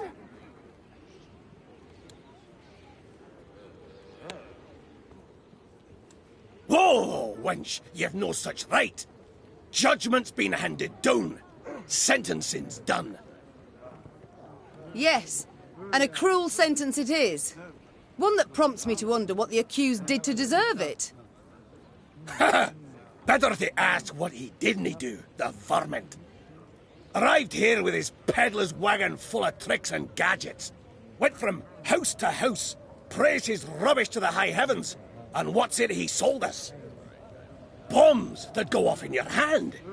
Beard growth formula that makes your hair catch fire. Music boxes for the kiddies. Once cranked, they never plough in stop. You needed but to loosen the screw in the back and... Shut your maw, ye roaster. Doesn't he matter all that? 'Cause we'd have forgiven it if he hadn't broken our sacred rules and hallowed customs. Which ones, if you don't mind me asking? Enter the smithy, cap on his head, held nails between his teeth, and poured fruit syrup in his beer. Raspberry. Blech. Just the once, and but a few drops. You got nothing to explain your villainy, scoundrel. Nothing. And that's not even the worst. Saved his highest crime for the end. He was in a mine, and he whistled. Oh, aye, that's bad. Shouldn't have done that. Aye, he did. Whistled through his teeth and hummed in harmony a long warble. We all heard it up and down the shaft, and our grand-elders were clear. Death's the punishment. Death by barrel roll.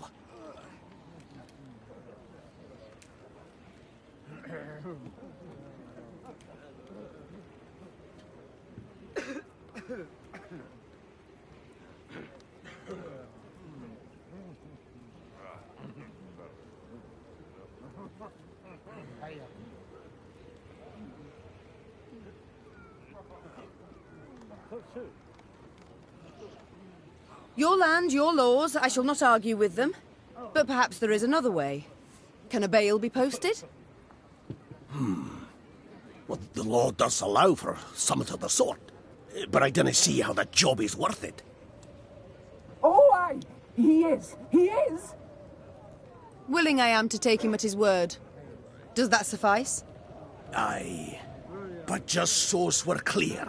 No returns, no refunds. Now get the hell out of that barrel, you wee shite. My lady, I haven't a way to thank you. That we've yet to discuss. Perhaps first we should learn each other's names? Aye, yes, of course. Oh, what a prat of me. Barnabas. Barnabas Beckenbauer. To friends, Bibi. Meve, Queen of Lyria and Rivia. Queen. Cows in the corn, colour me honoured. Your Majesty, obeisance due. None necessary. Protocols for use at court, not beyond it. An inventor, you deem yourself. Am I right? Most assuredly. Though, truth be told, the dwarves saw no ingenuity in my craft. Seems I'm ahead of my time. Fiery bursts in the palm of your hand. They shall be in fashion one day, to your mind. Oh, nay, just a bit of misfortune, that's all that was. You see, I mistook mercury fulminate for saltpeter. The vials stood beside each other, see, and... The details I need not know. But one matter I am curious about. Could you construct a bomb that would explode when desired? For instance, beneath my foe's feet as they stepped over it. Of course I can. It's simple. Why then? You wish to show your gratitude? You must join my ranks. Assist me to defeat Nilfgaard. Defeat Nilfgaard? Pure ambition, that is. But I'd have been a barrel of broken bones at the bottom of a ravine if not for you. I'll do what you ask to pay off my debt. And thus, for the first time in Lyrian annals, a gnome enlisted with the army. And though Barnabas Beckenbauer was diminutive of body, this new recruit would prove his worth on more than one occasion.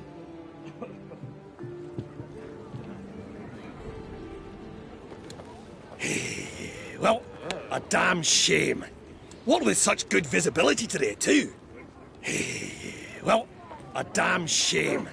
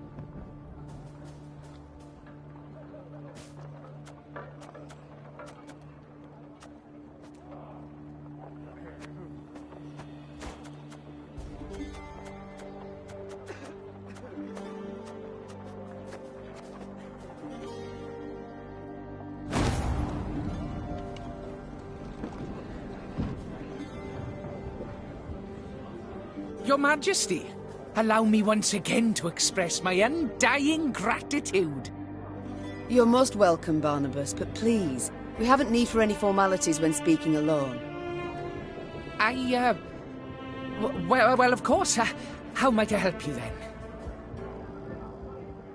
At the moment, have you any invention you've worked on? One that's near complete? Oh, so kind. Oh, wonderful, you should ask. See, I've ever had an avian fascination. For birds, you see. Their wings, bones. The structure's perfect. The aerodynamicism, the plumage. In short, I believe I can fly. I beg your pardon? Yes. Yes, I'm learning to fly. Fly. You've not misheard.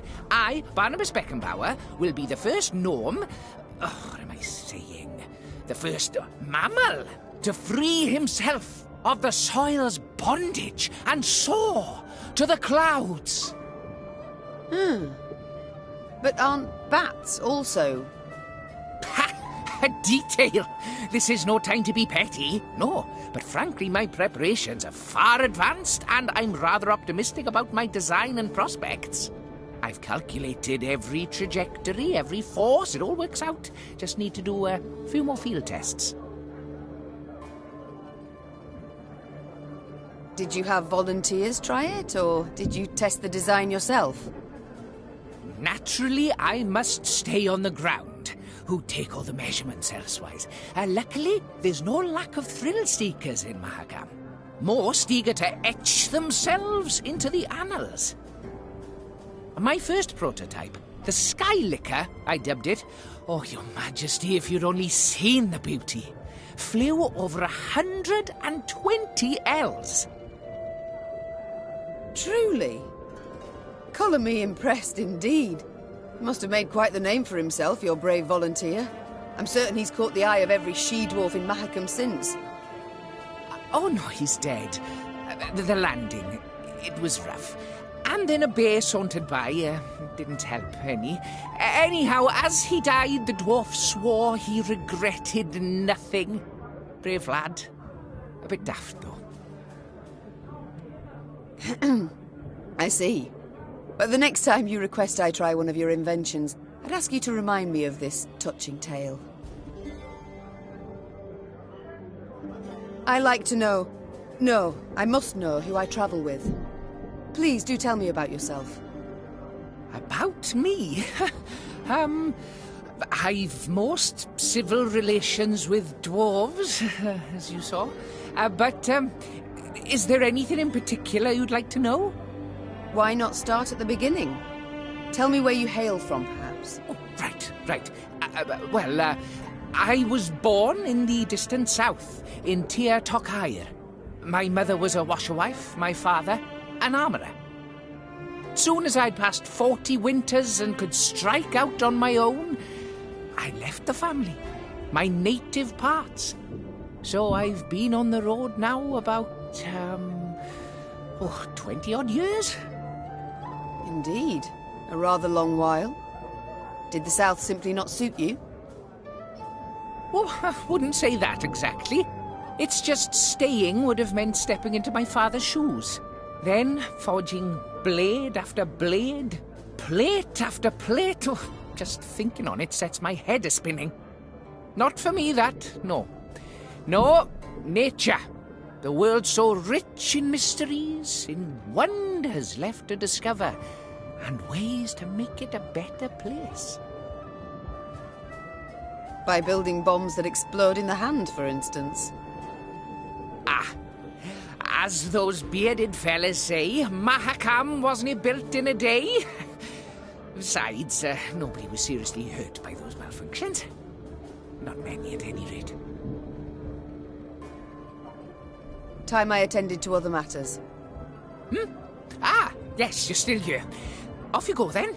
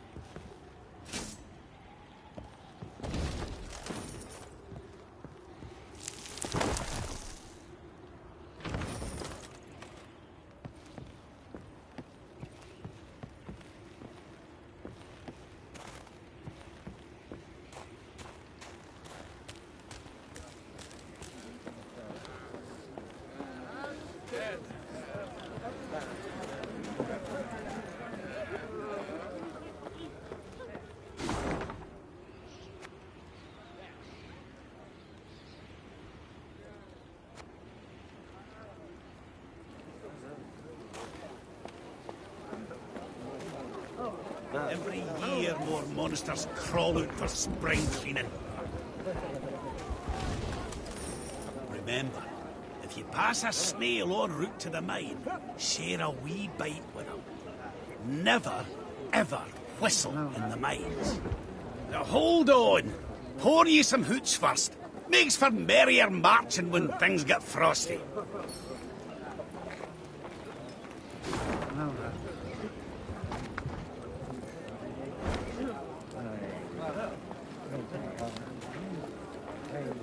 The blizzard's blowing in. Your Grace, perhaps we'd best pitch camp and wait for clear weather. Tain't a bad idea. Said we might be waiting a week. Then we march on. We've no time to waste. While we ride to and fro begging aid, Nilfgaard grows in power. We must obtain reinforcements as quickly as possible and liberate our home.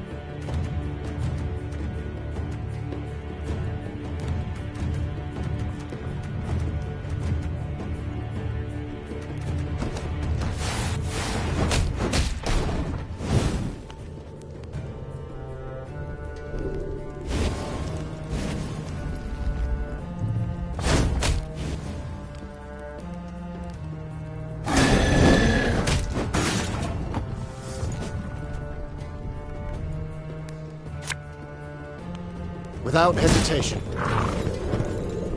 Yeah, yeah!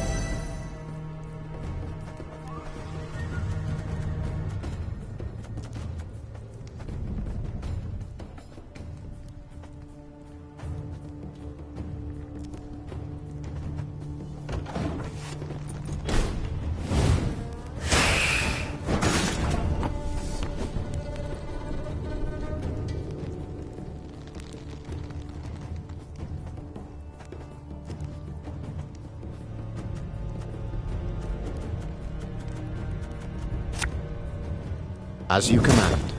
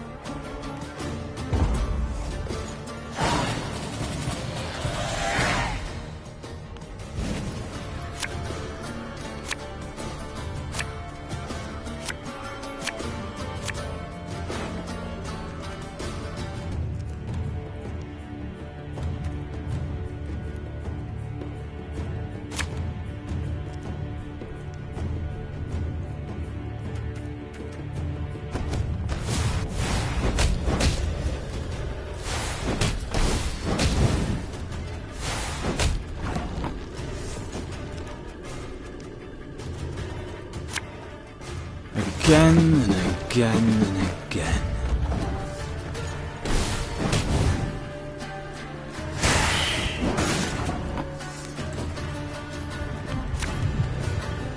Army's a waste of time for one like me. Prepare to fight, if you've any honor.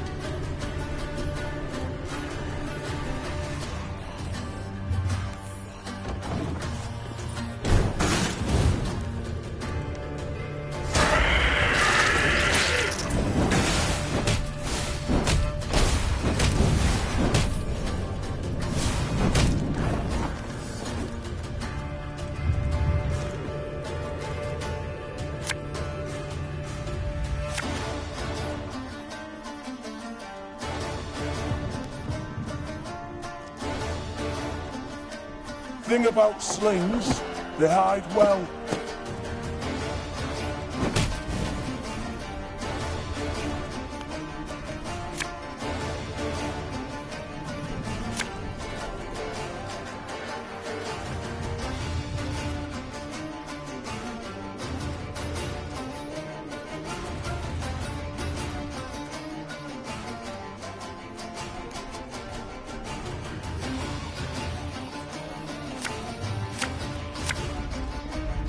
I think you'll really like this one.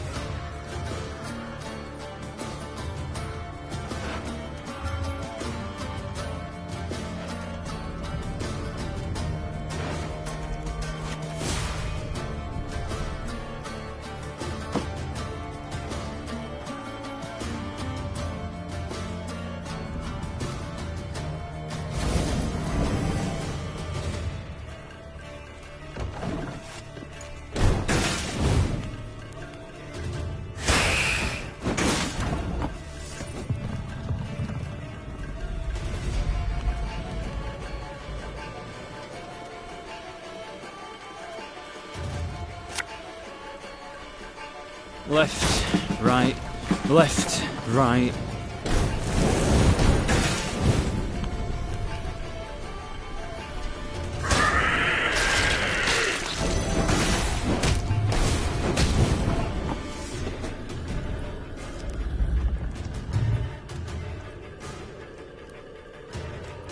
Oh, could murder a pint.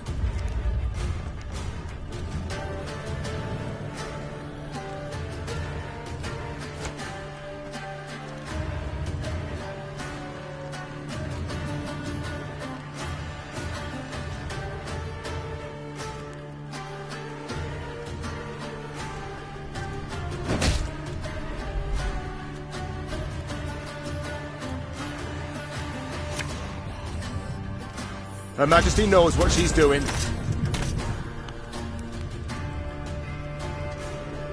Hey?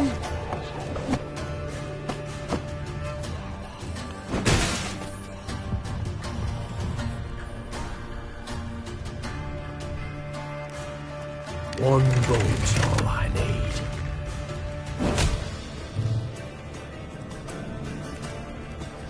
Should have listened to me, old lady.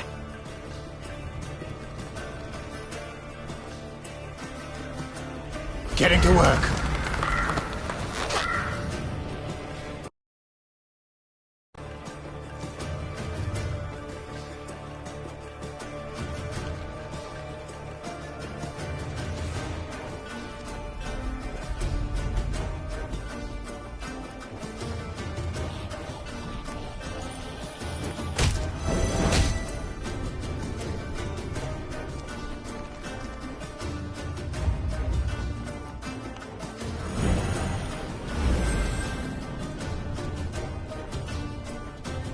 Don't like this.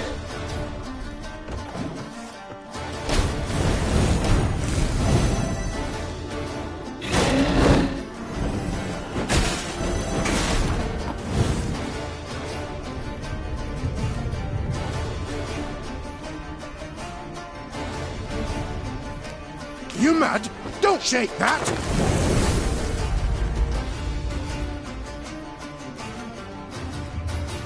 Nothing personal, I assure you. Give me a time.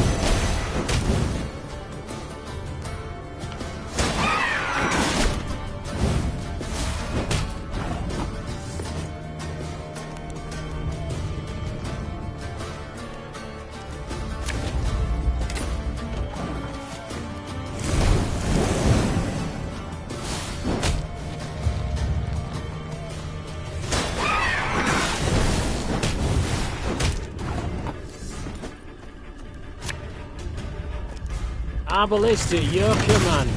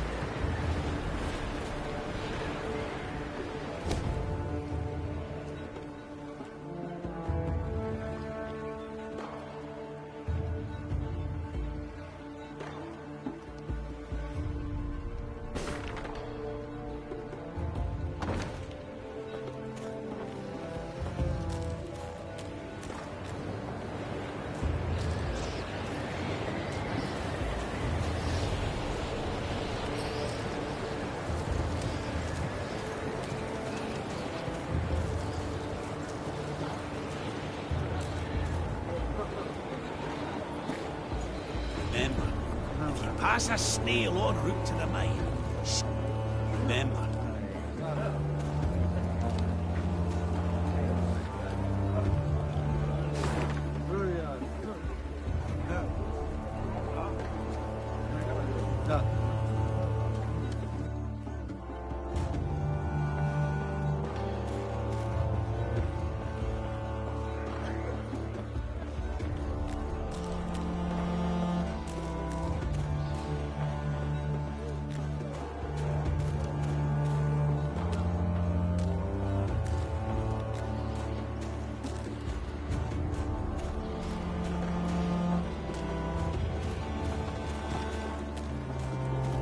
Keltalis' lair was indeed impossible to miss, as would stand to reason, for any space capable of containing a dragon must be enormous.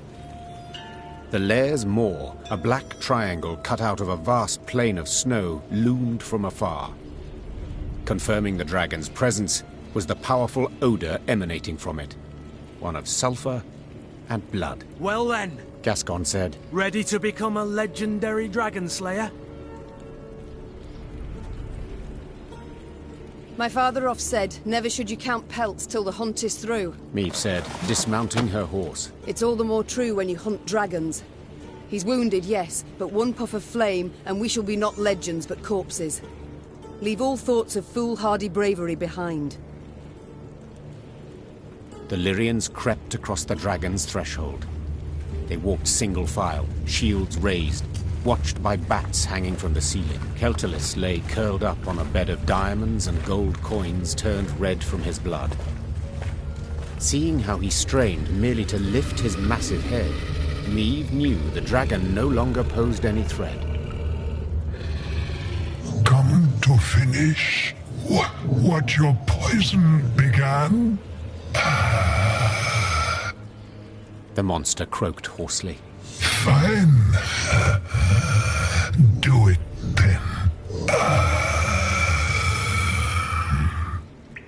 Keltalis turned over, exposing his vulnerable underbelly, and waited calmly for the fatal blow.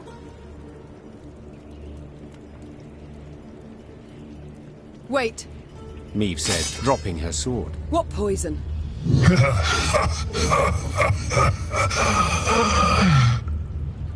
Keltalis laughed while squeezing his bleeding side in pain. So they didn't tell you? Lousy munchkins. Hey! Watch your tongue! Gabor yelled. Sides! I didn't ken anything about it. Keltalis looked the Lyrians over mistrustfully with his snake-like eyes, then began to tell his tale.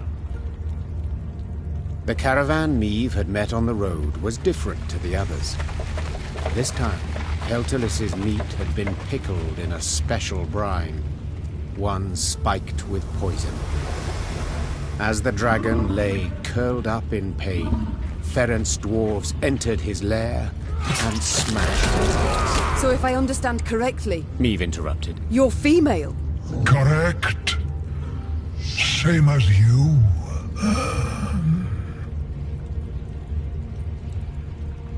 As if on command, all Lyrian eyes turned to Gabor. Don't you look at me! We didn't peek under his, its tail. If I may, Reynard interjected. These revelations about Keltalis's sex are undeniably fascinating. But I'm more curious why the Ferences stooped to such a dishonorable deed. That's easy enough to guess. Meve said. They were afraid the dragon would soon demand more tribute to feed its young. So they decided to strike preemptively. A wise and noble deed. Ache cried. Evil must always be nipped in the bud. To the Ferences' misfortune, they delivered too small a dose of poison. Infuriated at the sight of the broken eggs, the dragon gathered its strength and flew to the nearest town. Meve saw for herself what happened then. And now it was up to her to decide how this story would end. The dragon had killed dozens, perhaps even hundreds, but had been provoked first by the dwarves' heartless cruelty. Did it thus deserve death or mercy?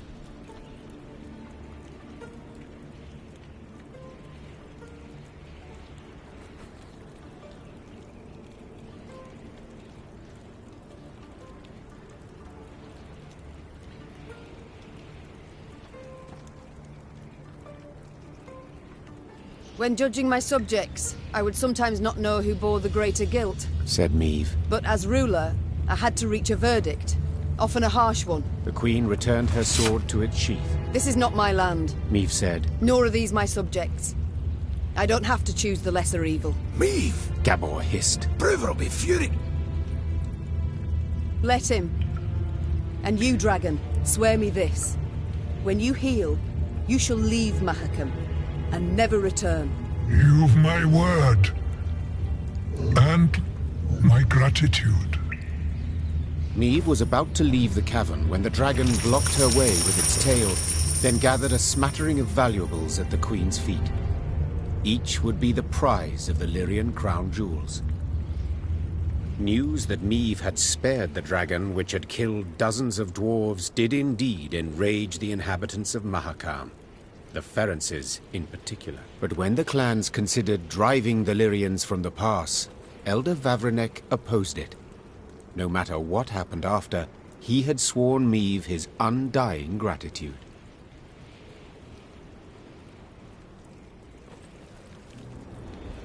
Your Grace, 'tis not right. Calm down, Sir Ache. What's the problem? The deed you've committed, most foul. As the good book says, whosoever standeth idle in the face of evil proveth guilty of the same. Know that I never stand idle, yet I cannot stop you from doing so. Thus I must leave. I refuse to play any part in the wickedness you perpetrate. Sir Ache. Farewell, Queen, and may the gods have pity on your soul.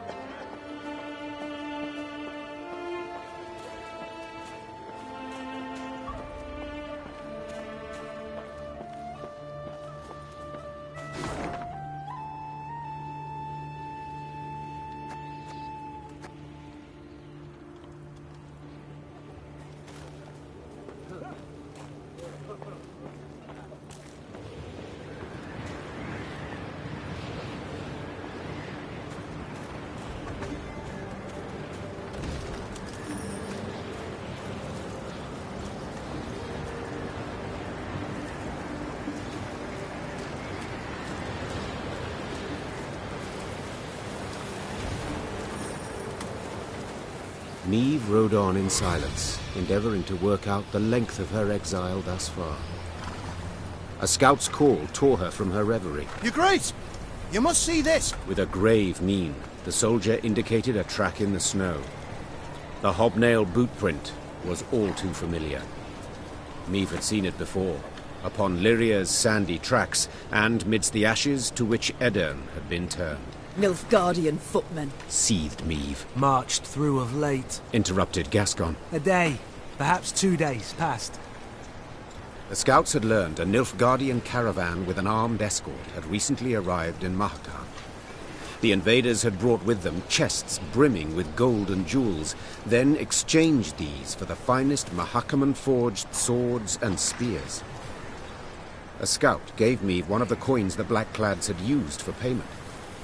Upon the coin's back, the Lyrian eagle.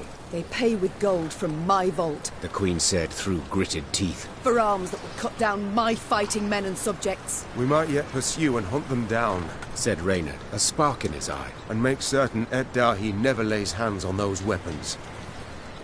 You might, I can. Piped up Gabor, who had been listening to their exchange. But you might also recall, we Mahakamans are neutrals who assure all guests within our borders safety. True, formally speaking, the Nilfgaardians have passed outside them, but attack him a stone's throw from our gates, and you'll see Bruver's rage come out his ears as steam, and out his arse as fire.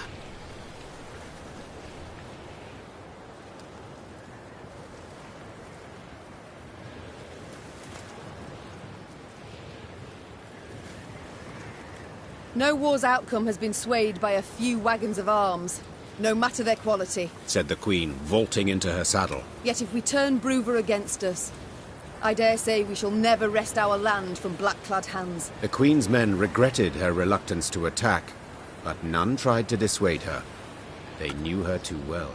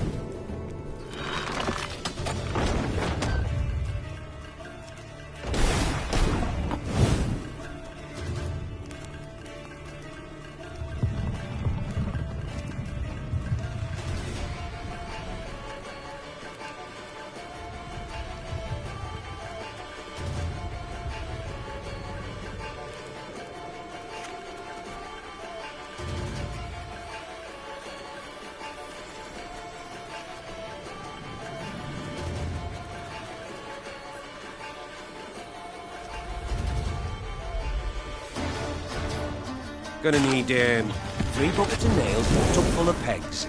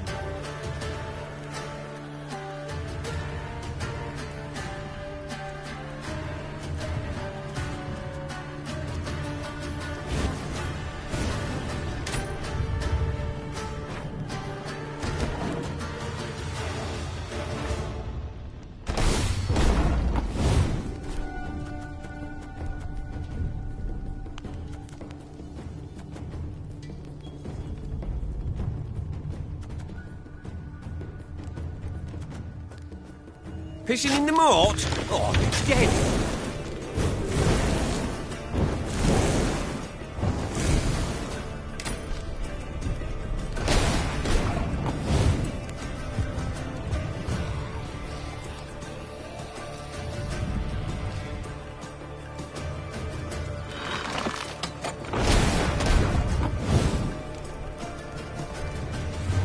Greetings.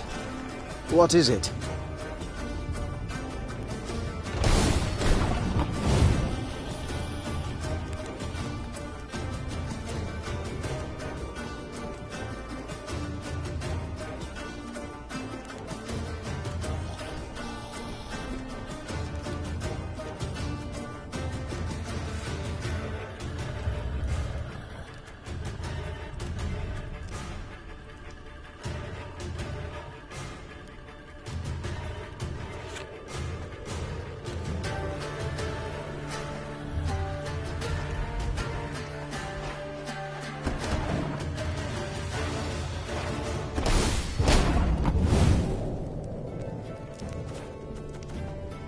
Don't you worry yourself, you Grace. We'll get her done in no time.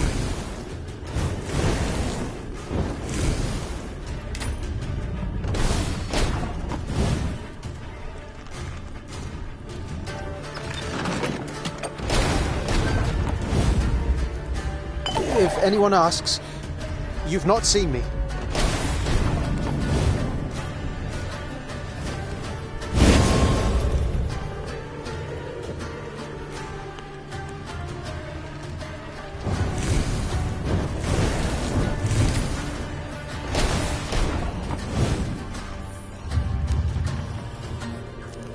There's been a mistake. I'm no mage.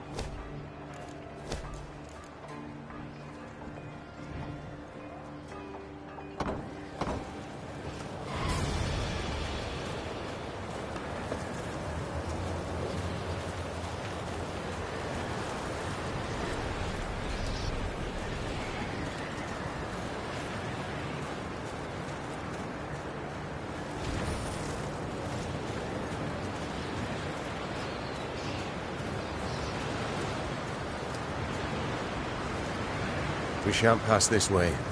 Oh, Rainy, whatever would we do without you?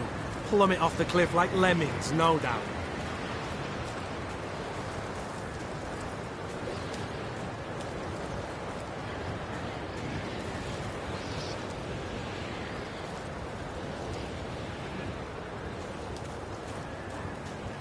Maeve squinted and gazed off into the distance. It seemed to her that hundreds of black patches covered the peaks on the horizon. Once she had ridden up closer, she realized these were the windows of homes carved out of solid rock. Our pride this was, sighed Gabor. Borough's Rump. A city carved out of mountain rock. Hundreds of miles of tunnels, dozens of steelworks, smithies and forges. Now, it's a vast lair to monsters. They ooze from underground, weave their nests, hatch their young, and when hunger hits them in the gut, they prowl down into the pass. Maeve stood at the entrance to the underground city. The monumental gate, cast in bronze, lay on the ground, folded multiple times as a scroll of paper.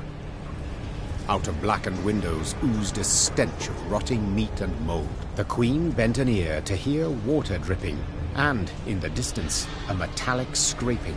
A sound akin to chitinous scales rubbing against rock. The soldiers await your order, Your Grace, said Reynard quietly, as if he feared he would wake the beasts asleep in the caverns.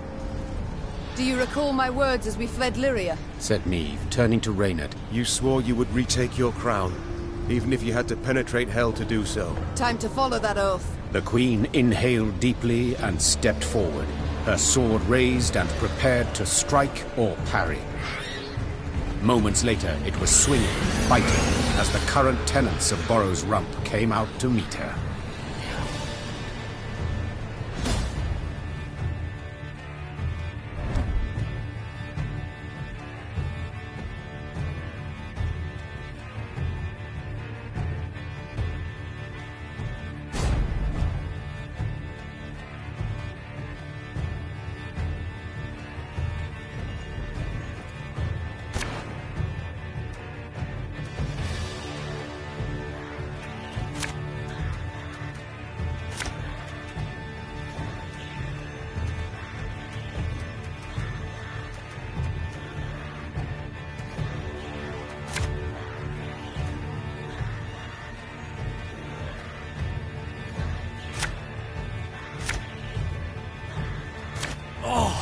This stench is foul.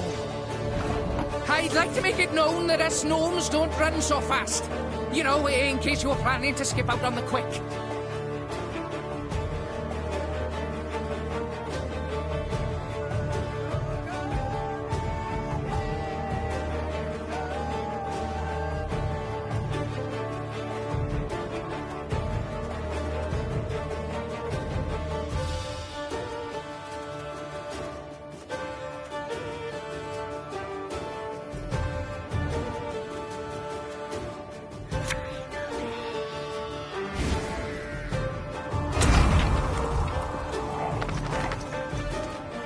Ever have a stone knock out one of your teeth?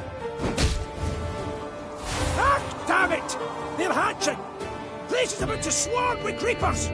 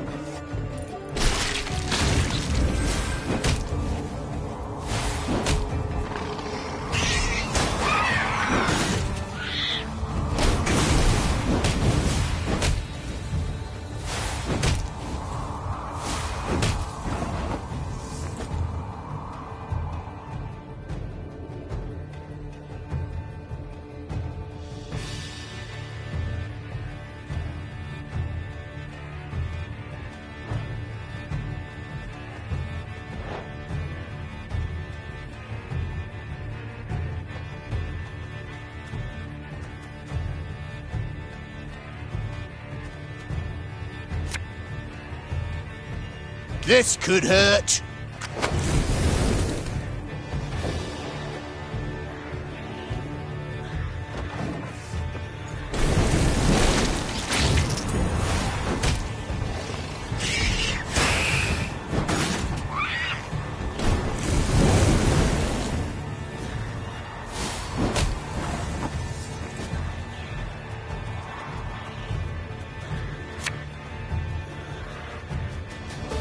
Again and again and again.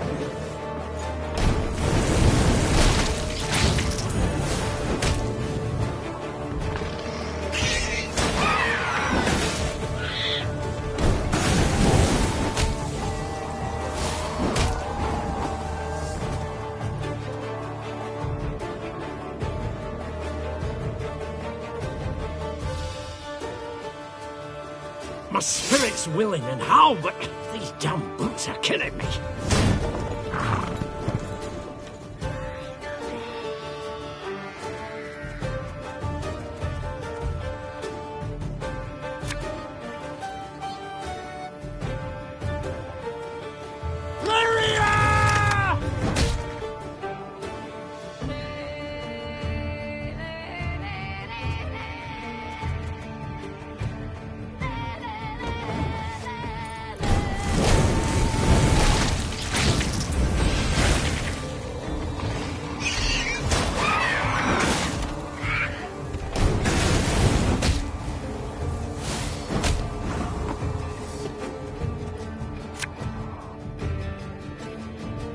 Her Majesty knows what she's doing.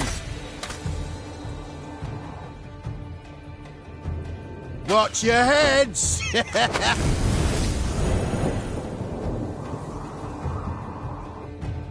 Army's a waste of time for one like me.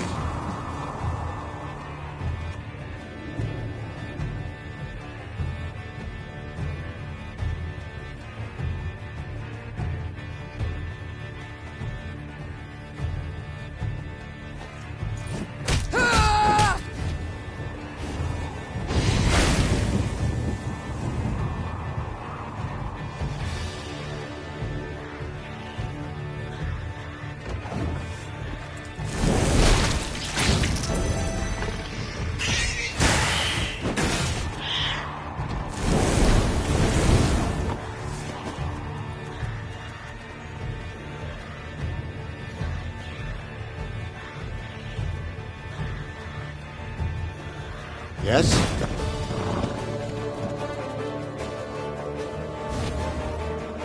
That bit the white of an eye from half a league away.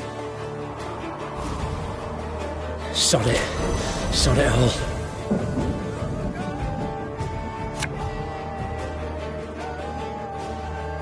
Don't like this.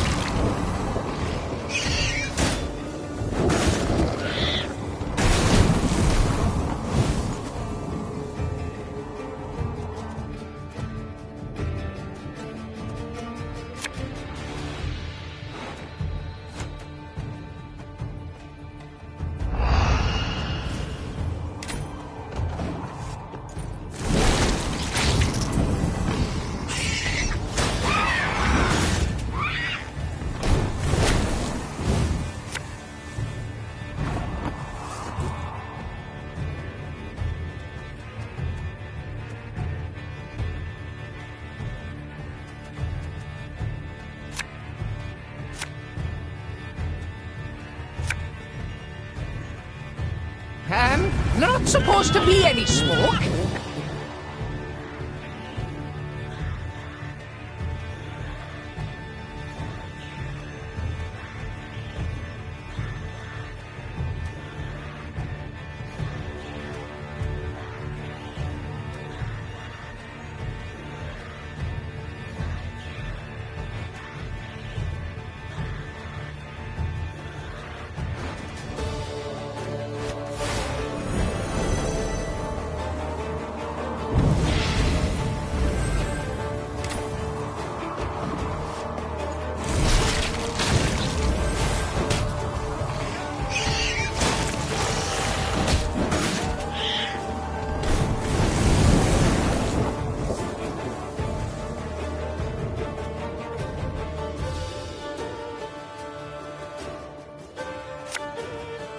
Oh, could murder a pint.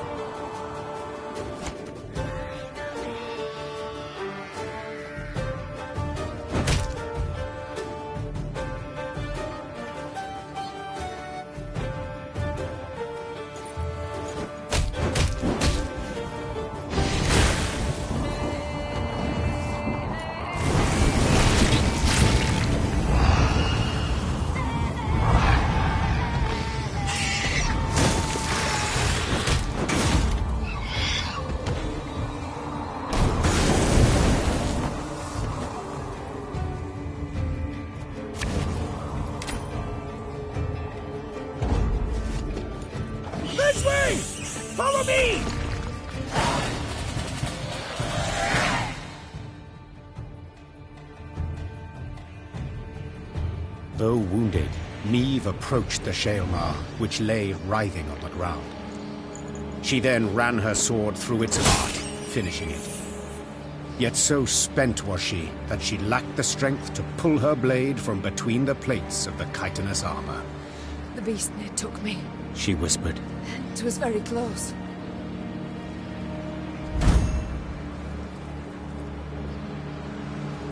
The Lyrians reached a vast hall that had once served the clans as their meeting room.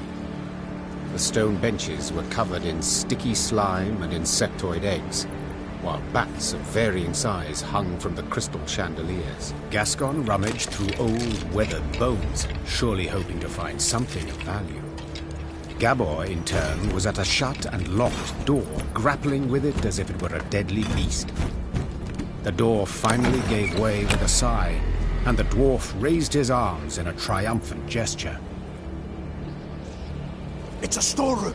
Should hold miners' tools aplenty, he said, enthused. Some barrels of alchemical brews in here, too. Lucky there's no sign of moisture. They haven't soaked through. All's we've got to do is roll them out into the corridor and set a bit of fire to them. And whoomph! We'll have sealed the beasts off from the pass once and for all. Neve treated the dwarves' instructions as hallowed. Soon after, the mountains trembled from a powerful explosion. Rubble came down and blocked the tunnels. They say the plumes of smoke escaping the window openings in the rock could be seen as far as Aldersburg.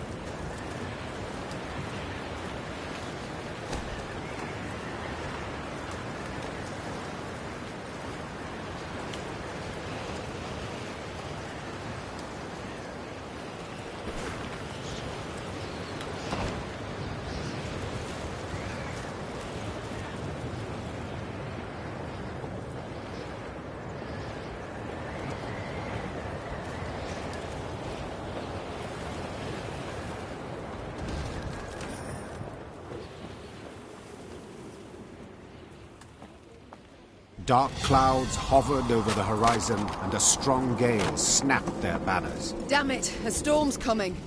Gabor! Take us to the nearest settlement. We must seek shelter. Soon the Lyrians arrived in Stuhlkamp. The town square proved full of folk. Several dozen dwarves, laden with large sacks and satchels, stood about in smaller groups. When a thick snow began to fall, the dwarves cheered. Tears streamed down the cheeks of several, but Meve could not tell if they issued from some fortuitous occurrence, or if the strong wind had wrung moisture from their eyes. What is it we witness? Why do they rejoice at a snowstorm? Asked Meve, pulling her hood over her head. Well, the Blizzard's good cause to postpone their expedition by another day. Gabor responded. See, they've been conscripted by drawn lots to be settlers. Found homes in a village in Blackbrook Vale. 7 expeditions have gone that way already, and none survived longer than a year. Valley's cursed. No two ways about it. Intrigued, Meve proceeded to speak with the settlers' leader. He confirmed Gabor's claim. He had buried many a previous colonist. All had been abnormally thin, pale, prematurely greyed, as if some wraith had drawn the lifeblood out of them. Once the dwarf had finished his tale, he gripped the Queen's hand firmly, and promising a generous reward, begged that she and her Lyrians accompany the expedition to Blackbrook Valley. 'Tain't far. Mere few leagues north along the main road.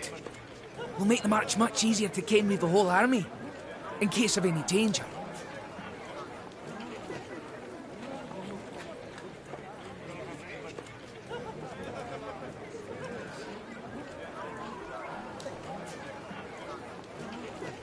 I know not how useful our swords can be against curses and spectres, said Meve. But leave you bereft and in need I will not.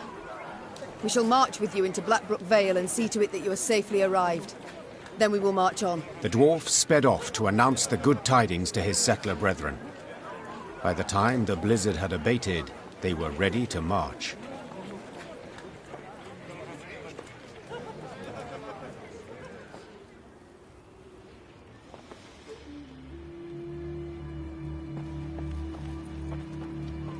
Be bold. Take on challenges, risks even. But before you set out to do anything, buy yourself some proper insurance. Always darkest for the dawn. Or when the last candle in the mine goes out. Waiting's painful. Forgetting's painful. But an arse dragged across cinders is the worst kind of suffering. Fall down 7 times, get a bait. Then clobber the dunderhead who keeps shoving you. Be bold. Take on challenges, risk. Always.